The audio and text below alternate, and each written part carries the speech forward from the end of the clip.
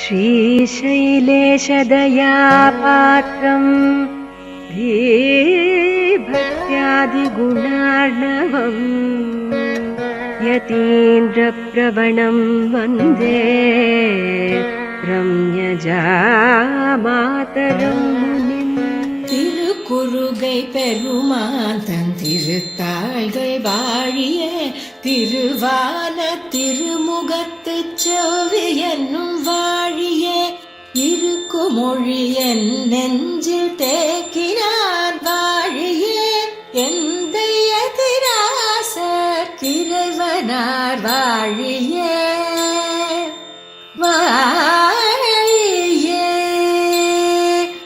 கருக்குழியில் புகவண்ணம் காத்தருள்வோன் வாழியே காசினியில் ஆரியனாய் காட்டினான் வாழியே வருத்தமர வந்தென்னை வாழ்வித்தான் வாழியே மதுர கவி தந்திரான் வாழி வாழி வாழியே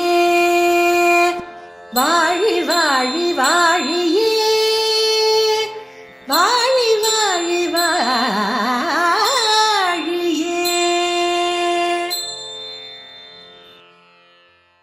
ஸ்ரீசக்கர வரதாச்சாரியம் சுத்தசத்வ குருத்தமம் ஸ்ரீநிதிம் ராகவம் வந்தே ஹியபார கருணாகரம். வாழி பரகாலன் வாழி கலிகன்றி வாழி குறையலூர் வாழ்வேந்தன் வாழியரோ மாயோனை வாழ்வலியால் மந்திரங்கொள் மங்கையர்கோன் தூயோன் சுடர்மானவேல். சீரார் திருவிழுகுற்றிருக்கை என்னும் செந்தமிழால் ஆறாவமுதன் குடந்தை பிராந்தன் அடியினை கீழ் ஏறார் மறைப்பொருள் எல்லாம் எடுத்து இவ்வுலகுய்யவே சோராமல் சொன்ன அருள்மாரி பாதம் துணை நமக்கே. தேரோட்டி நெறிதந்த திருமாலின் அடிதன்னில் தேராத எமைக்கூட சேர்க்கவல்ல நற்குருவாம் சீராரும் எதிராச சீயரவர் தாழ்பணிந்து தேரான பாடலதின் தீம்பொருளை செப்புவனே. எல்லோருக்கும் நமஸ்காரம். முதற்கண் ஸ்ரீமத் பரமஹம்சேத்யாதி யதுகிரி யதிராஜ நாராயண ராமானுஜ ஜீயர் சுவாமி திருவடிகள்ல அடியனுடைய கிருத்தஜத்தை பிரணாமத்தை அடியன் தெரிவித்துக் கொள்ள கடமைப்பட்டிருக்கிறேன். ஏன்னா திருக்குடந்தை வாசியான அடியனுக்கு திருக்குடந்தை ஆறாவமுதாழ்வான் விஷயமாக திருமங்கை ஆழ்வார் அருளி செய்த ஒரு தனி பிரபந்தமான திருவிழுகுற்றிருக்கை பற்றி உபன்யாசம் பண்ணக்கூடிய பாக்கியத்தை ஜீயர் சுவாமி அருளி இருக்கிறார். இந்த திவ்ய பிரபந்த தாரா என்ற அற்புதமான ஒரு நிகழ்ச்சியில, இந்த தொடர் நிகழ்விலே பற்பல மகாவித்வான்கள் அருளி செயல் அமுதத்தை எடுத்து சொல்லி வரும் வேளையில பூவோடு சேர்ந்த நாரும் மணக்கும்படியாக இதை உபன்யாசம் பண்ணும் பாக்கியம் அடியனுக்கு கிடைத்துள்ளது. அடியனுக்கு திருக்குடந்தை வெங்கடேஷ் என்று பேர்லயும் நிறைய பேர் அடியனை கேட்கிறா, சென்னையில எந்த இடத்துல இருக்கீங்கன்னு. அடியன் சொல்றது உண்டு, பேர்ல மட்டும் ஊர் இல்ல, ஆளே அதே ஊர்ல தான் இருக்கேன். திருக்குடந்தையில் தான் அடியன் இருக்கிறேன். திருக்குடந்தையில கலியன் திருமங்கை ஆழ்வாருக்கு ரொம்ப ஈடுபாடு உண்டு. இயல்பாகவே திருமங்கை ஆழ்வார் திருக்குடந்தையில் ஈடுபாடு கொண்டவர். என்ன காரணம்னா, திருக்குடந்தையில எம்பெருமானுக்கு ஷார்ங்கபாணி என்று திருநாமம். ஷார்கம் என்னும் வில்லாலே பெயர் பெற்றவர், ஷார்கம் என்னும் வில்லாண்டான். திருமங்கை ஆழ்வார் யாருன்னா ஷார்ங்க வில்லின் அம்சமாகவே தோன்றியவர். திருக்குடந்தையில எம்பெருமான் ஷார்கபாணி, திருமங்கை ஆழ்வாரோ ஷார்க வில்லின் அம்சம். அதனாலதான் இயற்கையாகவே ரெண்டு பேருக்குள்ள ஒரு தனி விசேஷ ஈடுபாடு உண்டு. அதனாலதான் திருமங்கை ஆழ்வார் தம்முடைய பெரிய திருமொழியில முதலில் மங்களாசாசனம் பண்ண திவ்ய தேசம் எதுனா திருக்குடந்தை. ஆவியே அமுதே என நினைதுருகி அவரவர் பனைமுலை துணையா பாவியேன் உணராது எத்தனை பகலும் பழுது போய் ஒழிந்தன நாள்கள் தூவிசேர் அன்னம் துணையொடும் புணரும் சூழ்புணல் குடந்தையே தொழுது என் நாவினால் உய்ய நான் கண்டு கொண்டேன் நாராயணா என்னும் நாமம். இது மட்டுமா, திருமங்கை ஆழ்வாருடைய நிறைவு பிரபந்தம் சரம பிரபந்தம் திருநெடுந்தாண்டகம். அந்த திருநெடுந்தாண்டகத்துல அவர் நிறைவா மங்களாசாசனம் பண்ண திவ்ய தேசம் எதுனா அதே திருக்குடந்தை. அன்றாயர் குலமகளுக்கு அரையன் தன்னை அலைகடலை கடைந்தடைத்த அம்மான் தன்னை குன்றாத வலியரக்கர் கோனை மாள கொடுஞ்சிலைவாய் சரம் துறந்து குலங்களைந்து வென்றானை குன்றெடுத்த தொழினானை விரிதிர நீர் விண்ணகரம் மருவினாலும் நின்றானை தன் குடந்தை கிடந்த மாலை நெடியானை அடிநாயே நினைந்திட்டேனே. அப்போ பூர்த்தி பண்ணும் போதும் திருக்குடந்தை தான், தொடங்கும் போதும் திருக்குடந்தை தான். இது மட்டும் இல்ல, மாமுனிகள் சாதிக்கிறாரே, மாறன் பணித்த தமிழ் மறைக்கு மங்கையர்கோன் ஆரங்கம் கூற அவதரித்த. வேதத்துக்கு 6 அங்கம் போல் 6 பிரபந்தங்கள் அருளி செய்தார் திருமங்கை ஆழ்வார். 6லயும் அவர் மங்களாசாசனம் பண்ண ஒரே க்ஷேத்திரம் திருக்குடந்தை. பெரிய திருமொழி, திருக்குறுந்தாண்டகம், திருவிழுகுற்றிருக்கை, சிறிய திருமடல், பெரிய திருமடல், திருநெடுந்தாண்டகம் ஆறிலும் பாருங்க திருக்குடந்தைய மங்களாசாசனம் பண்ணி இருக்கிறார். அதனால திருமங்கை ஆழ்வார் 6 பிரபந்தங்களிலும் பாடிய ஒரே திவ்ய தேசம் திருக்குடந்தை. ஏன்னா அவ்வளவு ஈடுபாடு உண்டானா? ஆமா, அவர் சார்கவில்லின் அம்சம், பெருமாளோ சார்கபாணி, இயல்பான தொடர்பு. அது மட்டும் இல்ல, பெரிய திருமொழியில வெவ்வேறு திவ்ய தேசங்களுக்கு திருமங்கை ஆழ்வார் எழுந்தருளி மங்களாசாசனம் பண்ணுவார். தம்முடைய ஆடல்மா குதிரையில குமுதவல்லி நாச்சியாரோடு பல இடங்களுக்கெல்லாம் பயணித்தவர் திருமங்கை ஆழ்வார்.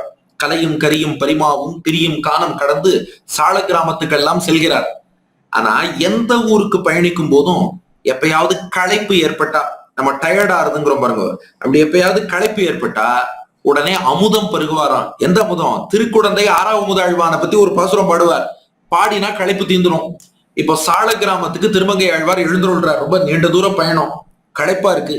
அப்படியே கண்ணை மூடிண்டார். திருக்குடந்தை 6ஆம் அமுதாழ்வானை நினைச்சிட்டார்.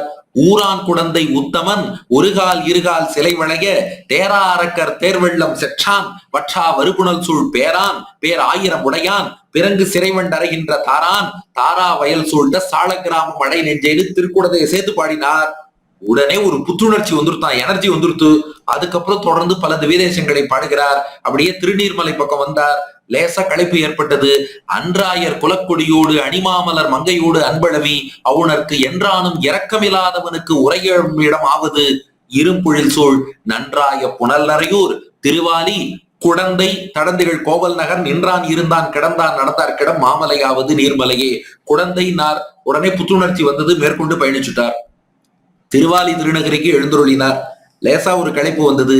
குயிலாலும் வளர்பொழில் சூழ் தன் குடந்தை குடமாடி துயிலாத கண்ணினையேன் நின்னிணைந்து துயர்வேனோ முயலாளும் இளமதிக்கே வளையிழந்தேர் கிதிரிடுவே வயலாளி மணவாளா புல்வாயோ மணி நிறமே வாராளும் இளங்கொங்கை வண்ணம் வேறாயினவார் எண்ணாள் எண்ணில் பேராளன் பேரல்லால் பேசாளி பெண் பெற்றேன் என் செய்கேன் நான் தாராளன் தன் குடந்தை நகராளன் ஐவர்காய் அமரில் உய்த்த தேராளன் என் மகளை செய்தனகள் எங்கனம் நான் செப்புகேனே.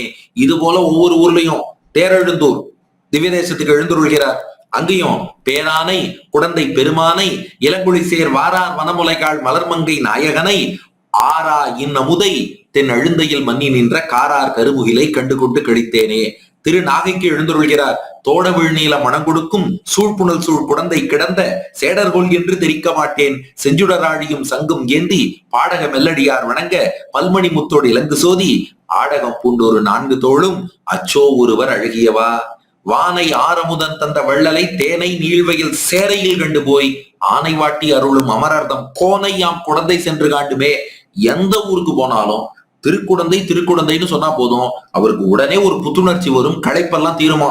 அதனாலதான் அமுதத்தை உண்பவர்கள் மொத்தமா அமுதத்தை சாப்பிட மாட்டா, ஆங்காங்கு தொட்டு தொட்டு எப்பப்பெல்லாம் தேவையோ அப்பப்ப எடுத்துப்பா. அது போல இந்த அமுதத்தை பெரிய திருமொழியில ஒரு தனி பதிகம் என்று அருளி செய்யாமல் எங்கெங்கெல்லாம் போகும்போது அவருக்கு களைப்பா இருக்கோ அங்கங்கெல்லாம் அமுதனை பாடிக்கொண்டே வந்தார் திருமங்கை ஆழ்வார். அது பெரிய திருமொழியில. அவ்வாறே திருக்குறுந்தாண்டகத்திலையும் மங்களாசாசனம் மூவரில் முதல்வனாய ஒருவனை உலகம் கொண்ட கோவினைன்னு ஆரம்பிச்சு மூவரில் முதல்வனாய ஒருவன் ஆரம்பிச்சு அமுதனை பாடுகிறார். மூவரில் முதல்வனாய ஒருவனை உலகம் கொண்ட கோவினை குடந்தை மேய குறுமணி திரளை இன்ப பாவினை பச்சை தேனை பைம்பொன்னை அமரர் சென்னி பூவினை புகழும் தொண்டர் என் சொல்லி புகழ்வர் தாமேனு. இந்த மூவரில் முதல்வன்கிறதுக்கு பொதுவா வியாக்கியானங்கள்ல சொல்ற அர்த்தம், மூவர்னா நம்ம பிரம்மா விஷ்ணு ருத்ரன் என்று மும்மூர்த்திகள் சொல்றோம். அதுல முதல்வனாக இருப்பவன் எம்பெருமான் ஸ்ரீமன் நாராயணன். ஆனா இது கூட சாமான்யமான அர்த்தம். எங்க திருக்குடந்தைக்காரெல்லாம் ஒரு அர்த்தம் சொல்லுவா. மூவரில் முதல்வன்னா நம்ம சம்பிரதாயத்துல 3 பெருமாள் ரொம்ப முக்கியம்பா. ஒண்ணு கோயில் ஸ்ரீரங்கம், அடுத்து திருமலை திருவேங்கடமுடையான், அடுத்து பெருமாள் கோயில் காஞ்சிபுரம். மூவரில் முதல்வனாய ஒருவன்னா அந்த 3 பெருமாளுக்கும் முதல்வன் யாருன்னா திருக்குடந்தை 6ஆம் அமுதாழ்வான். இவர் எப்படி முதல்வன் ஆவார்னா இந்த பெருமாளாலதான் அவள்லாம் திவ்யதேச பெருமாளாகவே ஆனார்கள். இவர் மட்டும் அருளி செயலை மீட்டு கொடுக்கலன்னா திருக்குடந்தை 6ஆம் அமுதேங்கிற அந்த ஒரு திருவாய்மொழி மிச்சம் இருந்ததுனாலதான் ஆழ்வார் பாசுரங்களையே நாதமுனிகள் மீட்டார். அமுதன் மட்டும் இல்லைன்னா திராவிட ஸ்ருதியே கிடையாது. திராவிட ஸ்ருதி தர்ஷகன் 6ஆம் அமுதாழ்வான், அர்ச்சனையே இருக்கு அவருக்கு. ஆகையினால இவர் தான் மூவரில் முதல்வனாய ஒருவன். இவர் இல்லைன்னா மற்ற திவ்யதேசங்களே கிடையாதுன்னு ரொம்ப ரசித்து சொல்வதுண்டு. திருக்குறுந்தாண்டகத்திலையும் பாடியிருக்கார். திருவழுக்குற்று இருக்கை நாமே பார்க்க போறோம். சிறிய திருமடல் பெரிய திருமடல்லையும் திருக்குடந்தை திருக்குடந்தை வந்துடும். அதுக்கும் மேல திருநெடுந்தாண்டகத்துல தன் குடந்தை தன் குடந்தை தன் குடந்தை 3 முறை பாடியிருக்கிறார் திருமங்கை ஆழ்வார். 3 முறையும் வெறும் குடந்தை இல்ல, திருக்குடந்தை இல்ல, தன் குடந்தைங்கிறார். தன் குடந்தைனா தணிக்கக்கூடிய குடந்தைன்னு அர்த்தம். ஏதோ ஒரு வெப்பத்துல கஷ்டப்படுறோம், அந்த வெப்பத்தை தணிக்கும் குடந்தை. அதுவும் ஒண்ணு இல்ல, 3 இடத்துல தன் குடந்தை தன் குடந்தை தன் குடந்தை திருநெடுந்தாண்டகத்துல. அது என்ன 3 தன் குடந்தைனா, இது ஸ்ரீபாஷ்யத்துல எம்பெருமானார் சாதிக்கிற விஷயம். தாபத்ரயாதுரைஹி அமிர்தத்வாய ச ஏவ ஜிக்ஞாஸ்யா. இது வேணா நீங்க ரெஃபர் பண்ணிக்கலாம் ஸ்ரீபாஷ்யத்துல. இது ஜிக்ஞாசாதிகரணத்துல எம்பெருமானார் சாதிச்ச விஷயம். தாபத்ரயாதுரைஹி அமிர்தத்வாய ச ஏவ ஜிக்ஞாஸ்யா. 3 வெப்பங்கள் இந்த உலகில் நம்மை வாட்டும். என்ன 3 வெப்பம்னு கேட்டோம். முதல் வெப்பம் ஆத்தியாத்மிகம், உடல் ரீதியாக வரக்கூடிய கஷ்டங்கள். அதுதான் இருக்கவே இருக்கு. டயபெட்டிஸ், ஹைப்பர் டென்ஷன்ல இருந்து ஆரம்பிச்சு 1008 வியாதி போட்டு படுத்துறது, இதுக்கெல்லாம் ஆத்தியாத்மிகம். இது முதல் வெப்பம். 2வது வெப்பம் ஆதி பௌத்திகம், மற்ற புழு பூச்சி பிராணிகள்ல இருந்து ஆரம்பிச்சு மற்ற ஜீவராசிகளால என்னென்ன கஷ்டங்கள்லாம் வருதோ அதெல்லாம் ஆதி பௌத்திகம். 3 ஆதி தெய்வீகம். இந்த 2 வெப்பம் போராதுன்னு தேவர்களுடைய கட்டுப்பாட்டில் உள்ள இயற்கை சீற்றங்கள், அது ஒரு புயல்ல இருந்து ஆரம்பிச்சு சுனாமில இருந்து ஆரம்பிச்சு நிலநடுக்கம் வரை பல பல இயற்கை சீற்றங்கள் வந்து நம்மளை பாதிக்கிறது, அதெல்லாம் ஆதி தெய்வீகம். அப்ப இந்த பூமியில வாழும்போது, இந்த சம்சாரங்கிற உலகியல் வாழ்க்கையில் சிக்கி தவிக்கும் போது உடல் ரீதியா வரும் ஆத்தியாத்மிகம், தேவர்களின் கட்டுப்பாட்டில் வரும் இயற்கை சீற்றங்கள் ஆதி தெய்வீகம், மற்ற ஜீவராசிகளால் வரக்கூடிய கஷ்டங்கள் ஆதி பௌத்திகம். இந்த 3 வெப்பம் நம்மளை வாட்டுமா? திருக்குடந்தை எம்பெருமான் என்ன பண்றாருன்னா 3 வெப்பத்தையும் தணிக்கிறாராம். ஆனா 3 தன் குடந்தை. ஆத்தியாத்மிகத்தை தணிக்கும் தன் குடந்தை, ஆதி பௌத்திகத்தை தணிக்கும் தன் குடந்தை, ஆதி தெய்வீகத்தை தணிக்கும் தன் குடந்தை, தாபத்ரயத்தை தணிப்பவன் தன் குடந்தை தன் குடந்தை தன் குடந்தைன்னு திருநெடுந்தாண்டகம். இப்படி அத்தனையிலையும் திருக்குடந்தையை பற்றி அருளி செய்து விட்டார் திருமங்கை ஆழ்வார். ஆனாலும் ஒரே ஒரு குறை. என்னதான் எல்லாம் நல்லா இருந்தாலும் குறை சொல்றதுக்குன்னு யாராவது ஒரு குறை சொல்லுவா இல்லையா? திருமங்கை ஆழ்வார் இவ்வளவு தூரம் அமுதனை பாடினாலும் ஒரு சின்ன குறை. என்ன குறைனா, இவருக்குன்னு தனி ஒரு பதிகம் பாடவில்லையே. ஒரு பதிகம்னு சொன்னா தமிழ்ல 10 பாசுரங்கள் சேர்ந்து ஒரு தொகுப்பா இருக்கே, அதுக்கு பதிகம்னு பேர். அப்படி ஒரு பதிகம் பாடவே இல்லை. எத்தனையோ க்ஷேத்திரங்கள், சின்ன சின்ன திருக்கோவில்களுக்கெல்லாம் திருமங்கை ஆழ்வார் 10 பாசுரம் 20 பாசுரம் 30 40 எல்லாம் அருளி செய்தவர். திருக்குடந்தைக்குன்னு ஒரு தனி பதிகம் அருளி செய்யவில்லை. நம்மாழ்வார் திருக்குடந்தைக்குன்னு ஒரு திருவாய்மொழி பதிகம் அருளி செய்தார். 5ஆம் பத்துல 8ஆம் திருவாய்மொழி 6ஆம் உதேன்னு தொடங்கி 10 பாசுரங்கள். ஆனா திருமங்கை ஆழ்வார் அப்படி பாடவில்லையே. இது மட்டும் குறையா இருக்கேன்னா திருமங்கை ஆழ்வார் பார்த்தார், என்ன அப்படி சொல்லி விட்டீர்கள்? எங்க 6ஆம் உபதாழ்வான் எங்க சார்கபாணிக்கு தனி பதிகமாவது, தனி பிரபந்தமே பாடணும்னார். அது என்ன தனி பதிகம் மட்டும் பாடுறது? அவருக்குன்னு ஒரு தனி பிரபந்தமே அருளி செய்கிறேன் என்றார் திருமங்கை ஆழ்வார். அந்த தனி பிரபந்தம் தான் திருவழுகுற்றிருக்கை. இந்த திருவழுகுற்றிருக்கை நம்ம தலைப்பு போட்டிருக்கோமே, இது ஒரு பாடல் கிடையாது, அது ஒரு தனி பிரபந்தம். எப்படி திருவாய்மொழி தனி பிரபந்தமோ, திருப்பாவை தனி பிரபந்தமோ, ஒரு திருப்பல்லாண்டு தனி பிரபந்தமோ, திருப்பள்ளி எழுச்சி தனி பிரபந்தமோ, திருமாலை தனி பிரபந்தமோ, அது போல திருவழுகுற்றிருக்கை என்பது ஒரு பாடலாக இருந்தாலும் அதுவே ஒரு தனி பிரபந்தம். ஏன் அப்படி வச்சுட்டாருன்னா, ஆமா அமுதனுக்கு சும்மா ஒரு பதிகம் எல்லாம் கொடுத்தா போதாது, அவருக்குன்னு ஒரு பிரபந்தம் பாடுறேன்ட்டார். இந்த பிரபந்தத்துக்கு என்ன ஏற்றம்னா, 4000 திவ்ய பிரபந்தத்துல உள்ள பல பிரபந்தங்களிலே ஒரே ஒரு திவ்ய தேசத்தை மட்டும் பாடக்கூடிய ஒரே பிரபந்தம் திருவிழுகுற்றிருக்கை தான். ஏன்னா திருவிழுகுற்றிருக்கை பிரபந்தத்துல மட்டும் திருக்குடந்தையை தவிர வேற எந்த திவ்ய தேசத்தின் பேச்சுமே கிடையாது. முழுக்க முழுக்க திருக்குடந்தையை பற்றி மட்டுமே பேசக்கூடிய ஒரு பிரபந்தம் திருவிழுகுற்றிருக்கை. இல்லையே, நம்ம தொண்டரடிப்பொடியாழ்வார் இருக்காரு, அவர் அரங்கனை மட்டும்தானே பாடுவார்னா அதான் இல்ல. அவர் திருமாலை அருளி செய்தார். ஆனா அந்த திருமாலையில நிறைவு பாசுரத்துல வந்து என்ன பண்ணிட்டார், வளவிழும் தவளமாட மதுரை மா நகரம் தன்னுள் மதுராங்கிற திவ்ய தேசத்தை சேர்த்து பாடிட்டார். திருப்பள்ளி எழுச்சி இருக்கேன்னா இருக்கு 4ஆம் பாட்டுல என்ன பண்ணிட்டார், மாமுனி வேள்வியை காத்து அவபிரதம் ஆட்டிய அடுதிரல் அயோத்தியம் அரசே அரங்கத்தம்மா பள்ளி எழுந்தருளாகிய அயோத்தின்னு பாடிட்டார். திருவயோத்தி திவ்யதேசம் ஆயிடுத்து. அப்போ தெரிஞ்சோ தெரியாமலோ தொண்டரடிப்பொடியாழ்வார் கூட, திருவேங்கடமுடையான கூட பாடமாட்டேன், திருவரங்கநாதனை பாடுவேன்னு சொன்ன தொண்டரடிப்பொடியாழ்வார் கூட தப்பித்தவர் என்ன பண்ணிட்டார், மதுரா அயோத்தியா 2 திவ்ய தேசங்களை முறையே திருமாலை திருப்பள்ளி எழுச்சியில் அருளி செய்து விட்டார். சரி, எங்க திருப்பாணாழ்வார் இருக்காரு, அவரும் அரங்கனைத்தானே பாடுவார்னா அதான் இல்ல. திருப்பாணாழ்வார் என்ன பண்ணிட்டாருன்னா அவருடைய அமலநாதி பிரான்ல 2 திவ்ய தேசங்கள் வர மாதிரி திருவேங்கடத்தையும் பாடி விரையார்புழில் வேங்கடவன் மந்திப்பாய் வட வேங்கட மாவலைன்னு சொல்லி திருவரங்கத்தையும் பாடிட்டார். இப்படி எங்க போனாலும் எல்லாரும் 2 திவ்ய தேசங்களையாவது பாடியிருக்கார். ஒரே ஒரு திவ்ய தேசத்தை மட்டும் எக்ஸ்க்ளூசிவா பிரத்யேகமாக துதிக்கக்கூடிய ஒரு பிரபந்தம் உண்டுன்னா அது திருவழுக்கூற்றிருக்கை மட்டும்தான். ஏன்னா செல்வம் மல்கு தென்திருக்குடந்தை, திருக்குடந்தையை தவிர வேற எந்த திவ்ய தேசத்தின் பேச்சுமே இல்லை. அதனாலதான் திருக்குடந்தைக்காரர்கள்லாம் ரொம்ப ரசிச்சு சொல்லுவா, பக்கம் நோக்கரியான் பரகாலன்.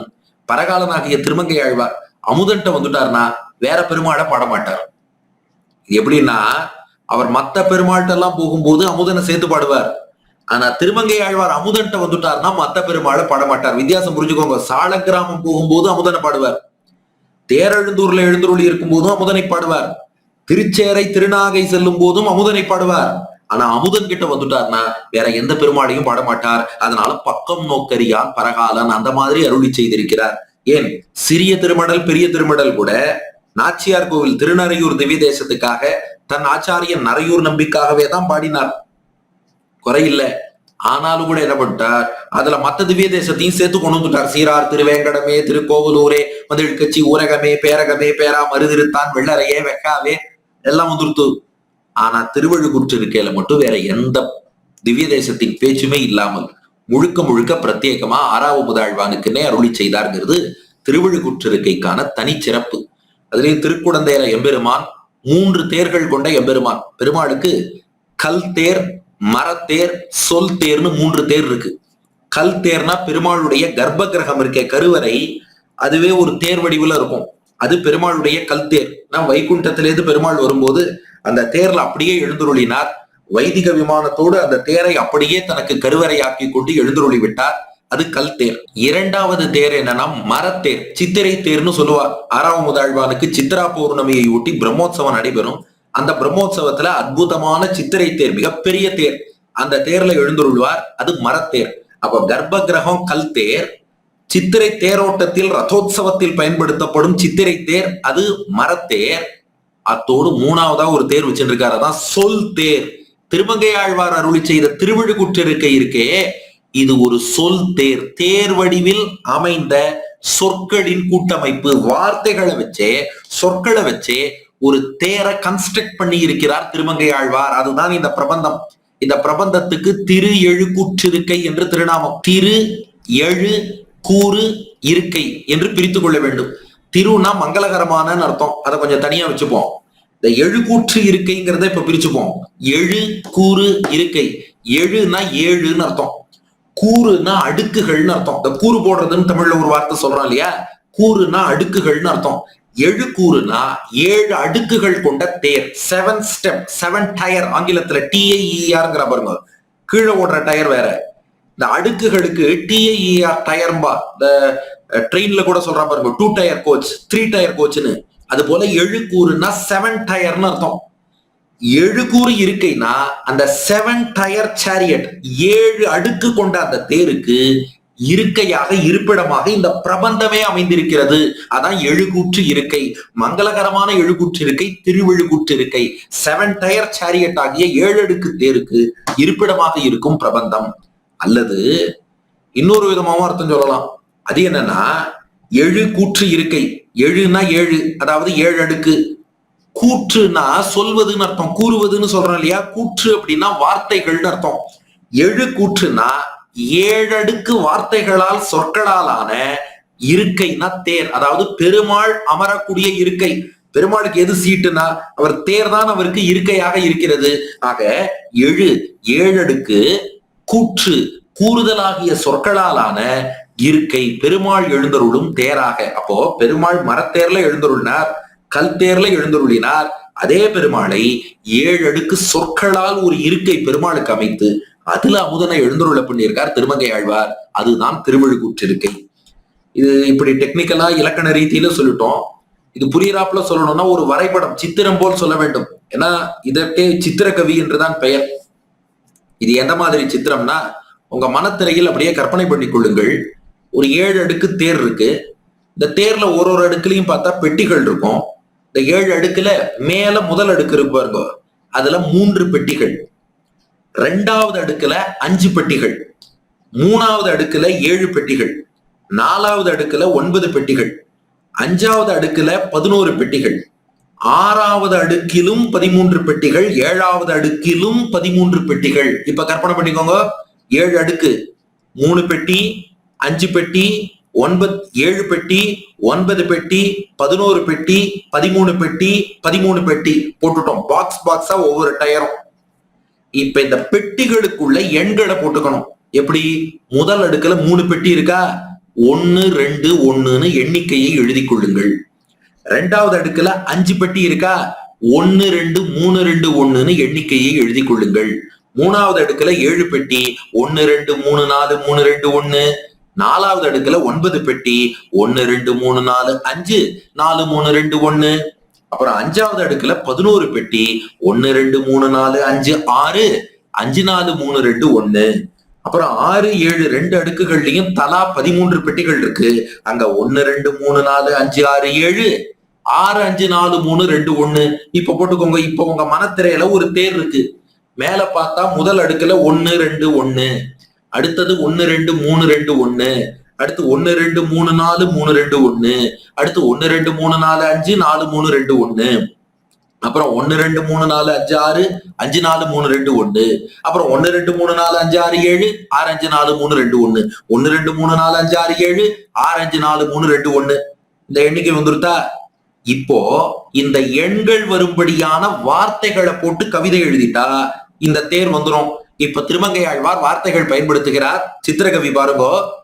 ஒரு பேருந்தி இருமலத்தவிசில் ஒரு முறை அயனை ஈன்றனை, ஒரு முறை இரு சுடர் மீதினில் இயங்கா மும்மதில் இலங்கை இருகால் வளைய ஒரு சிலை ஒன்றிய ஈரகிற்றழல்வாய் வாழியில் அட்டனை மூவடி நானிலம் வேண்டி முப்புரி நூலோடு மானொரு இலங்கு மார்பினில் இருபிற பொறுமானாகி ஒரு முறை ஈரடி மூ உலகளந்தனை நால் திசை நடுங்க அஞ்சிறை பறவை ஏறி நால்வாய் மும்மதத்து இருசெவி ஒரு தனி வேழத்து அறந்தையை ஒரு நாள் இருநீர் மடுவுள் தீர்த்தனை முத்தி நான்மறை ஐவகை வேள்வி அறுதொழில் அந்தனர் வணங்கும் தன்மையை ஐம்புல நகத்தினுள் செலுத்து நான்குடன் அடக்கி முக்குணத்து இரண்டவை அகற்றி ஒன்றி நின்றாங்கு இருபிறப்பருப்போர் அறியும் தன்மையை முக்கண் நாள் தோள் ஐவாய் அறவோடு ஆறு புதிசடையோன் அறிவரும் தன்மை பெருமையுள் நின்றனை ஏழுலகயிற்றினில் கொண்டனை கூறிய அறுசுவை பயனுமாயினை சுடர்விடும் ஐம்படை அங்கையுள் அமர்ந்தனை சுந்தரன் நாள் தோள் முன்னீர் வண்ணா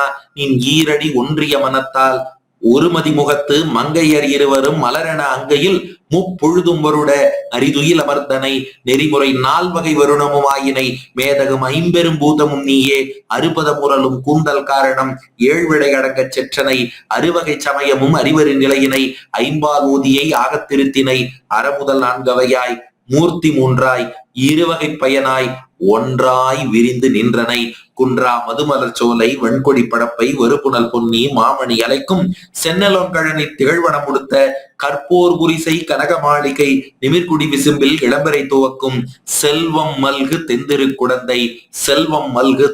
குடந்தை அந்தணர் மந்திர மொழியுடன் வழங்க ஆடரவு அமளியில் அரிதுயில் அமர்ந்த பரமா நின் அடியணை பணிவன் வருமிடரகல மாற்றோ வினையே என்பதுதான் திருமங்கை ஆழ்வார் அருளி செய்த இந்த தேர். இந்த மொத்த தேர் பாசுரத்துல பார்த்தா 46 அடிகள் இருக்கும். அதுல 36 அடிகள்ல தான் இந்த வார்த்தை விளையாட்டு வரும். இந்த 1 2 3 கேம் இருக்கு பாருங்க, இது 36 அடிகள்ல வரும்படியாக வைத்தார்.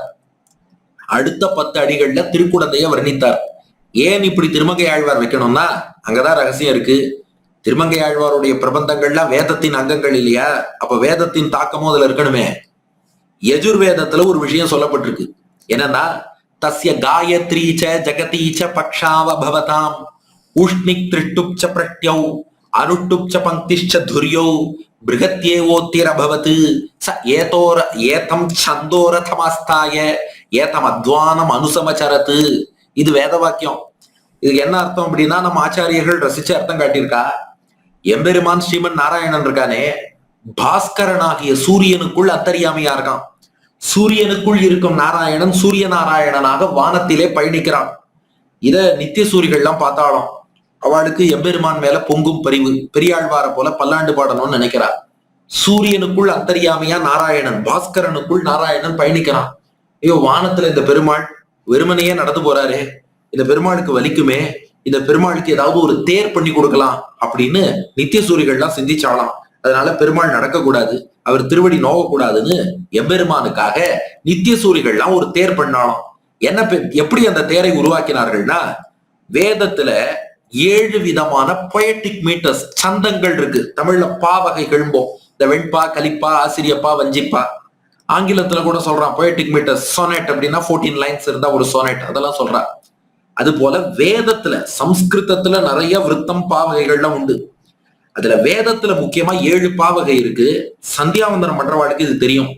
காயத்ரி, உஷ்ணிக், அனுட்டுப், பிருகதி, பங்கி, திருட்டுப், ஜெகதி. இந்த 7 தான் முக்கியமான பாவகைகள். சிம்பிளா சொல்லணும்னா, காயத்ரிங்கிற பாவகையில 24 எழுத்து இருக்கும். ஒரு பொயட்ரியில, ஒரு கவிதையில, ஒரு மந்திரத்துல 24 எழுத்து இருந்தா காயத்ரி. அதுக்கப்புறம் 28 எழுத்து இருந்தா உஷ்ணிக்கு, 32 எழுத்து இருந்தா அனுட்டுப்பு, 36 இருந்தா பிருகதி, அதுக்கப்புறம் 40 இருந்தா பங்கி, 44 இருந்தா திருட்டுப்பு, 48 இருந்தா ஜெகதி. சோ 24, 28, 32, 36, 40, 44, 48. அதாவது காயத்ரி, உஷ்ணிக், அனுட்டுப், பிருகதி, பங்கி, திருட்டுப், ஜெகதி என்று 7 பாவகைகள். 24 to 48, 4 அப்படியே ஆட் பண்ணிக்கோங்க, 7 பாவகை வரும். இந்த நித்தியசூரிகள் என்ன பண்ணாலும், இந்த சூரியனுக்குள் பெருமாள் போறாரு, இவருக்கு தேர் பண்ணி தரோம்னு சொல்லி காயத்ரி, ஜெகதி 2 பாவகைகளை தேர் சக்கரங்கள் ஆக்கிட்டாலும். சந்தத்தையே 7 அந்த சொற்கள், சந்தங்கள், அதையே தேர் சக்கரமா, காயத்ரி ஜெகதி 2ஐயும் தேர் சக்கரமாக்கினாலும். உஷ்ணிக், திருஷ்டுப்ச பிரஷ்டியவ். அப்புறம் உஷ்ணிக்கு, திருஷ்டுப்னு 2 பாவகை இருக்கு பாருங்க, அத தேர் கட்டைகளாக, இன்னைக்கு கார்ல பம்பர்னு சொல்றாளே, தேருக்கான கட்டைகளாக உஷ்ணிக்கையும் திருட்டுப்பையும் ஆக்கிட்டான். அப்புறம் அனுட்டுப்ச பங்கிஷ்ட துரியோ, அனுட்டுப் பங்கி என்ற 2 பாவகைகள், அத தேர்ல குதிரையா கட்டிட்டாலும்.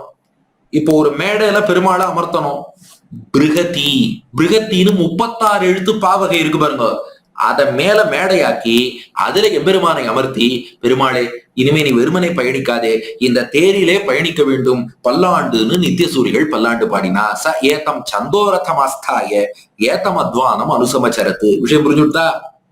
பெருமாள் நடந்து போக கூடாது சூரியனுக்குள்ள, அவர் தேர்ல போகணும். அதற்காக காயத்ரி, ஜெகதி 2ஐயும் தேர் சக்கரமாக்கி, உஷ்ணிக், திருட்டுப் 2ஐயும் தேர் கட்டையாக்கி, அனுட்டுப் பங்கி 2ஐயும் தேர் குதிரையாக்கி, பிருகத்திங்கிற பாவகையை மேடையாக்கி, அதுல பெருமாளை எழுந்துருள பண்ணி பயணிக்க வச்சா. இப்ப விஷயத்துக்கு வாங்க. இதுல எத்தனை பாவகைகள் சேர்ந்து, எத்தனை சந்தங்கள் சேர்ந்து தேராச்சு அப்படின்னு பார்த்தா, எத்தனை சந்தம்? 7 சந்தங்கள் சேர்ந்து தேராயிருக்கு அப்படின்னு வேதம் சொல்லியிருக்கு. திருமங்கை ஆழ்வார் பார்த்தார், அருளி செயல்ங்கிறது என்ன? வேதத்தின் தமிழாக்கம் தானே. 7 சந்தங்கள் சேர்ந்து பெருமாளுக்கு தேராயிருக்கு. அதனால 7 அடுக்கு தேராக நான் பாடுகிறேன் என்று திருவிழுக்குற்றிருக்கையும் 7 அடுக்கு தேராக திருமங்கை ஆழ்வார் அமைத்தார். ஏன்னா அங்க 7 பாக்கள், 7 சொற்கள், அதுதான் தேராயிருக்கு. அதனால 7 அடுக்கு சொற்களால் நான் தேர் அமைக்கிறேன்னு அமைத்தார். இன்னொரு காரணமும் ரசமா சொல்லுவா, குடந்தை ஆழ்வார்கள் 7 மங்களாசாசனம் பண்ண திவ்ய தேசம். அதனால 7 ஆழ்வார் மங்களாசாசனம் இருக்கு. அதன் ஞாபகமாக 7 அடுக்கு தேரா வைக்கிறேன்னு சொன்னார். இதுவும் ரசிக்கும்படியான அனுபவம் தான். இதை விட இன்னொன்னு சொல்லுவா, நம்மாழ்வார் பெருமாளை 7 அடைமொழியிட்டு அழைத்தார். அதனால நான் 7 அடுக்கு தேரா பாடுறேன்னு படித்தாராம். அரியரே, என் அம்பொர் சுடரே, செங்கண், கருமுகிலே, ஏரியே, பவளக்குன்றே, நாள்தோள் எந்தாய் என்று 7 அடைமொழி வரிசையா பயன்படுத்தினார். அதனால 7 அடுக்கு தேர். இப்படி காரணங்கள் பலரும் பலவிதமாக சொல்லிக் கொண்டு போவார்கள். ஆனா முக்கியமான காரணம் வேதத்திலேயே இது இருக்கு. 7 பாக்கள் சேர்ந்து பெருமாளுக்கு தேராயிருக்கு. அதனால 7 சொற்கள், 7 அடுக்காக சொற்களை வச்சு தேர் அமைக்கிறேன் அமைத்தார். இதுல தேர்ல மேடை இருக்கே, அது எந்த பாவகைன்னா பிருகதி என்ற பாவகை. அந்த சந்தம் தான் மேடையாச்சு. அந்த பிருகத்தியில எத்தனை எழுத்துன்னா 36 எழுத்து இருக்கு. அதாவது வேதத்துல பெருமாள் எழுந்தருளும் தேர் 7 சந்தங்களால் ஆனது. அதுல பெருமாளுடைய மேடையான பிருகத்தி இருக்கே, அதுல 36 எழுத்து இருக்கு. அதனாலதான் திருமங்கை ஆழ்வார் என்ன பண்ணார், பெருமாள் எழுந்தருளும் தேர் வடிவிலான வார்த்தை விளையாட்ட சரியா 36 அடிகள் திருவள்ளுக்குற்றிருக்கையில இந்த ஒரு பேருந்தியிலேருந்து ஆரம்பிச்சு ஒன்றாய் விரிந்து நின்றனை வரைதான் வார்த்தை விளையாட்டு வரும், அந்த நம்பர்ஸ் கேம். அது பாருங்க சரியா 36 அடிகள். ஏன்னா 36 எழுத்து கொண்ட பிருகத்தி மேல் தான் எம்பெருமான் எழுந்தருள்வதாக வேதத்துல சொல்லியிருக்கு. அதே வகையில 36 அடிகள். அடுத்த 10 அடி அமுதனை பாடினார். ஏன் 10 அடி பாடினார்னா இதுக்கும் பல காரணங்கள் சொல்றார். ரொம்ப விசேஷமா சொல்லணும்னா திருமங்கை ஆழ்வார் தசாவதாரம் 10 அவதாரங்களும் எடுத்தவன் 6வது ஆழ்வார்னு ரசிக்கிறார். அதனால 10 அடிகள் பாடினார். அல்லது நமக்கு 10 இந்திரியங்கள் சொல்றோம், அதுக்கு மேல 11வதா மனசுன்னு ஒண்ணு இருக்குன்னு வச்சுக்கோங்க. அதையும் உபலட்சணமா இதோட சேர்த்துக்கோங்க. 5 ஞானேந்திரியம், 5 கர்மேந்திரியம், அத்தனையும் வசப்படுத்தி அடியார்களை தன் திருவடியில் சேர்த்துக் கொள்பவன் அந்த எம்பெருமான். அதன் நினைவாக 10 அடிகள், ஆக மொத்தம் 36 அடிகள்ல இந்த எண்ணிக்கை விளையாட்டு தேர் அமைப்பு. 10 அடிகள்ல அமுதனுடைய பெருமையை சொல்லி இந்த திருவழுக்குற்றிருக்கை எப்படி ரசிக்கணும்னா, இந்த தேருக்குள்ள முதல் 36 அடிகள் வந்துடும். இந்த கடைசி 10 அடிகள் இருக்கு பாருங்க, அந்த தேர் மேட மேலேயே எழுந்துருள பண்ணி அதிலே பெருமாள் இருப்பதாக நாம் உணர்ந்து கொள்ள வேண்டும். அப்புறம் தேருக்கு கீழ்ப்பகுதி இருக்கும் இல்லையா, அது அப்படியே ரிவர்ஸ் ஆர்டர்ல மேல உள்ள பகுதியே அப்படியே எழுதிடுவா. இந்த தேர் சித்திரம்ங்கிறது இன்னைக்கும் திருக்குடந்தை 6வது ஆழ்வார் சன்னதியில் இருக்கு. இந்த 36 மேலையும் போட்டுக்கணும், அதே 36 ரிவர்ஸா இப்படி இன்வெர்டட் ட்ரையாங்கிளா கீழையும் போட்டுக்கணும். நடுவுல அந்த 10 அடிகள்ல அமுதனை எழுந்துருளி இருப்பதாக ரசிக்க வேண்டும். இப்படி இந்த தேரை அமைத்து அருளி செய்தார் திருமங்கை ஆழ்வார். அதனால இதுல வேதத்தோட இன்ஃபுளுயன்ஸும் இருக்குங்கிறது ரசமான விஷயம்.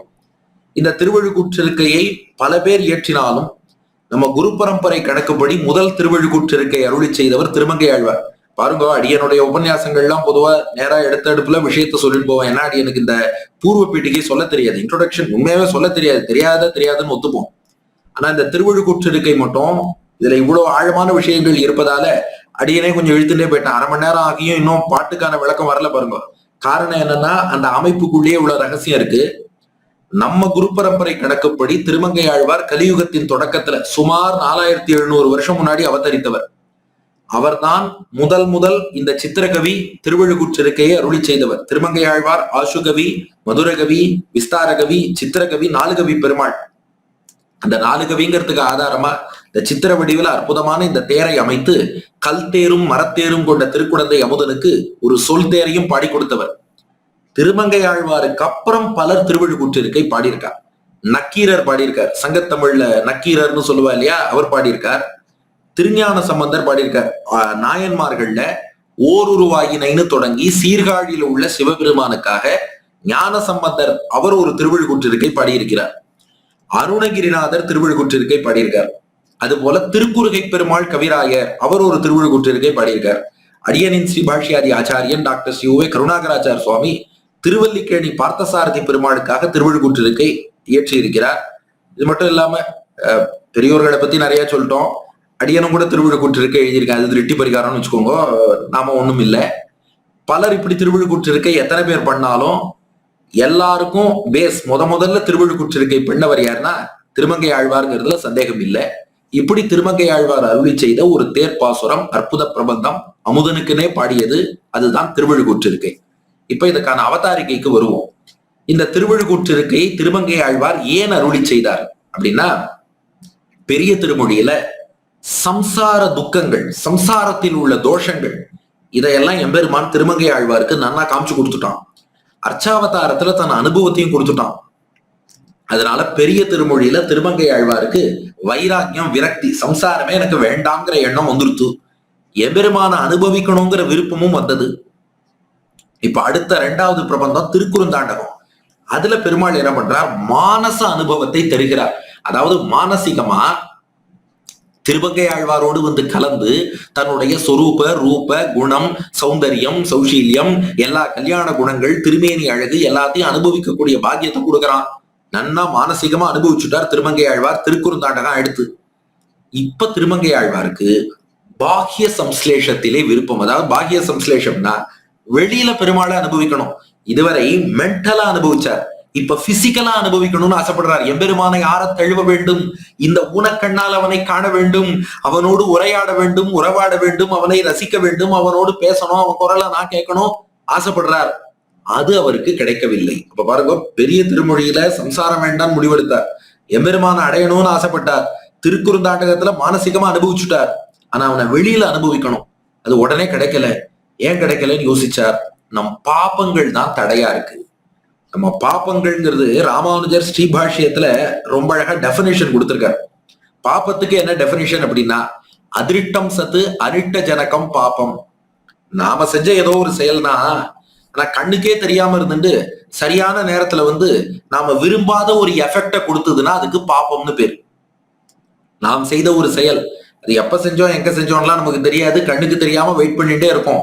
ஆனா சரியான நேரத்துல விரும்பாத எஃபெக்ட கொடுத்துரும், அதுதான் பாப்பமா. புரியலையே, புரியறாப்புல சொல்லுப்பான்னா, இப்போ நாமே ஒரு கோவிலுக்கு போகணும், கார்ல ஏறி போயிட்டு இருக்கோம்னு வச்சுப்போம். திடீர்னு என்னாச்சோ தெரியல, கார்ல பார்த்தா டயர் பஞ்சர்னு சொல்றான்.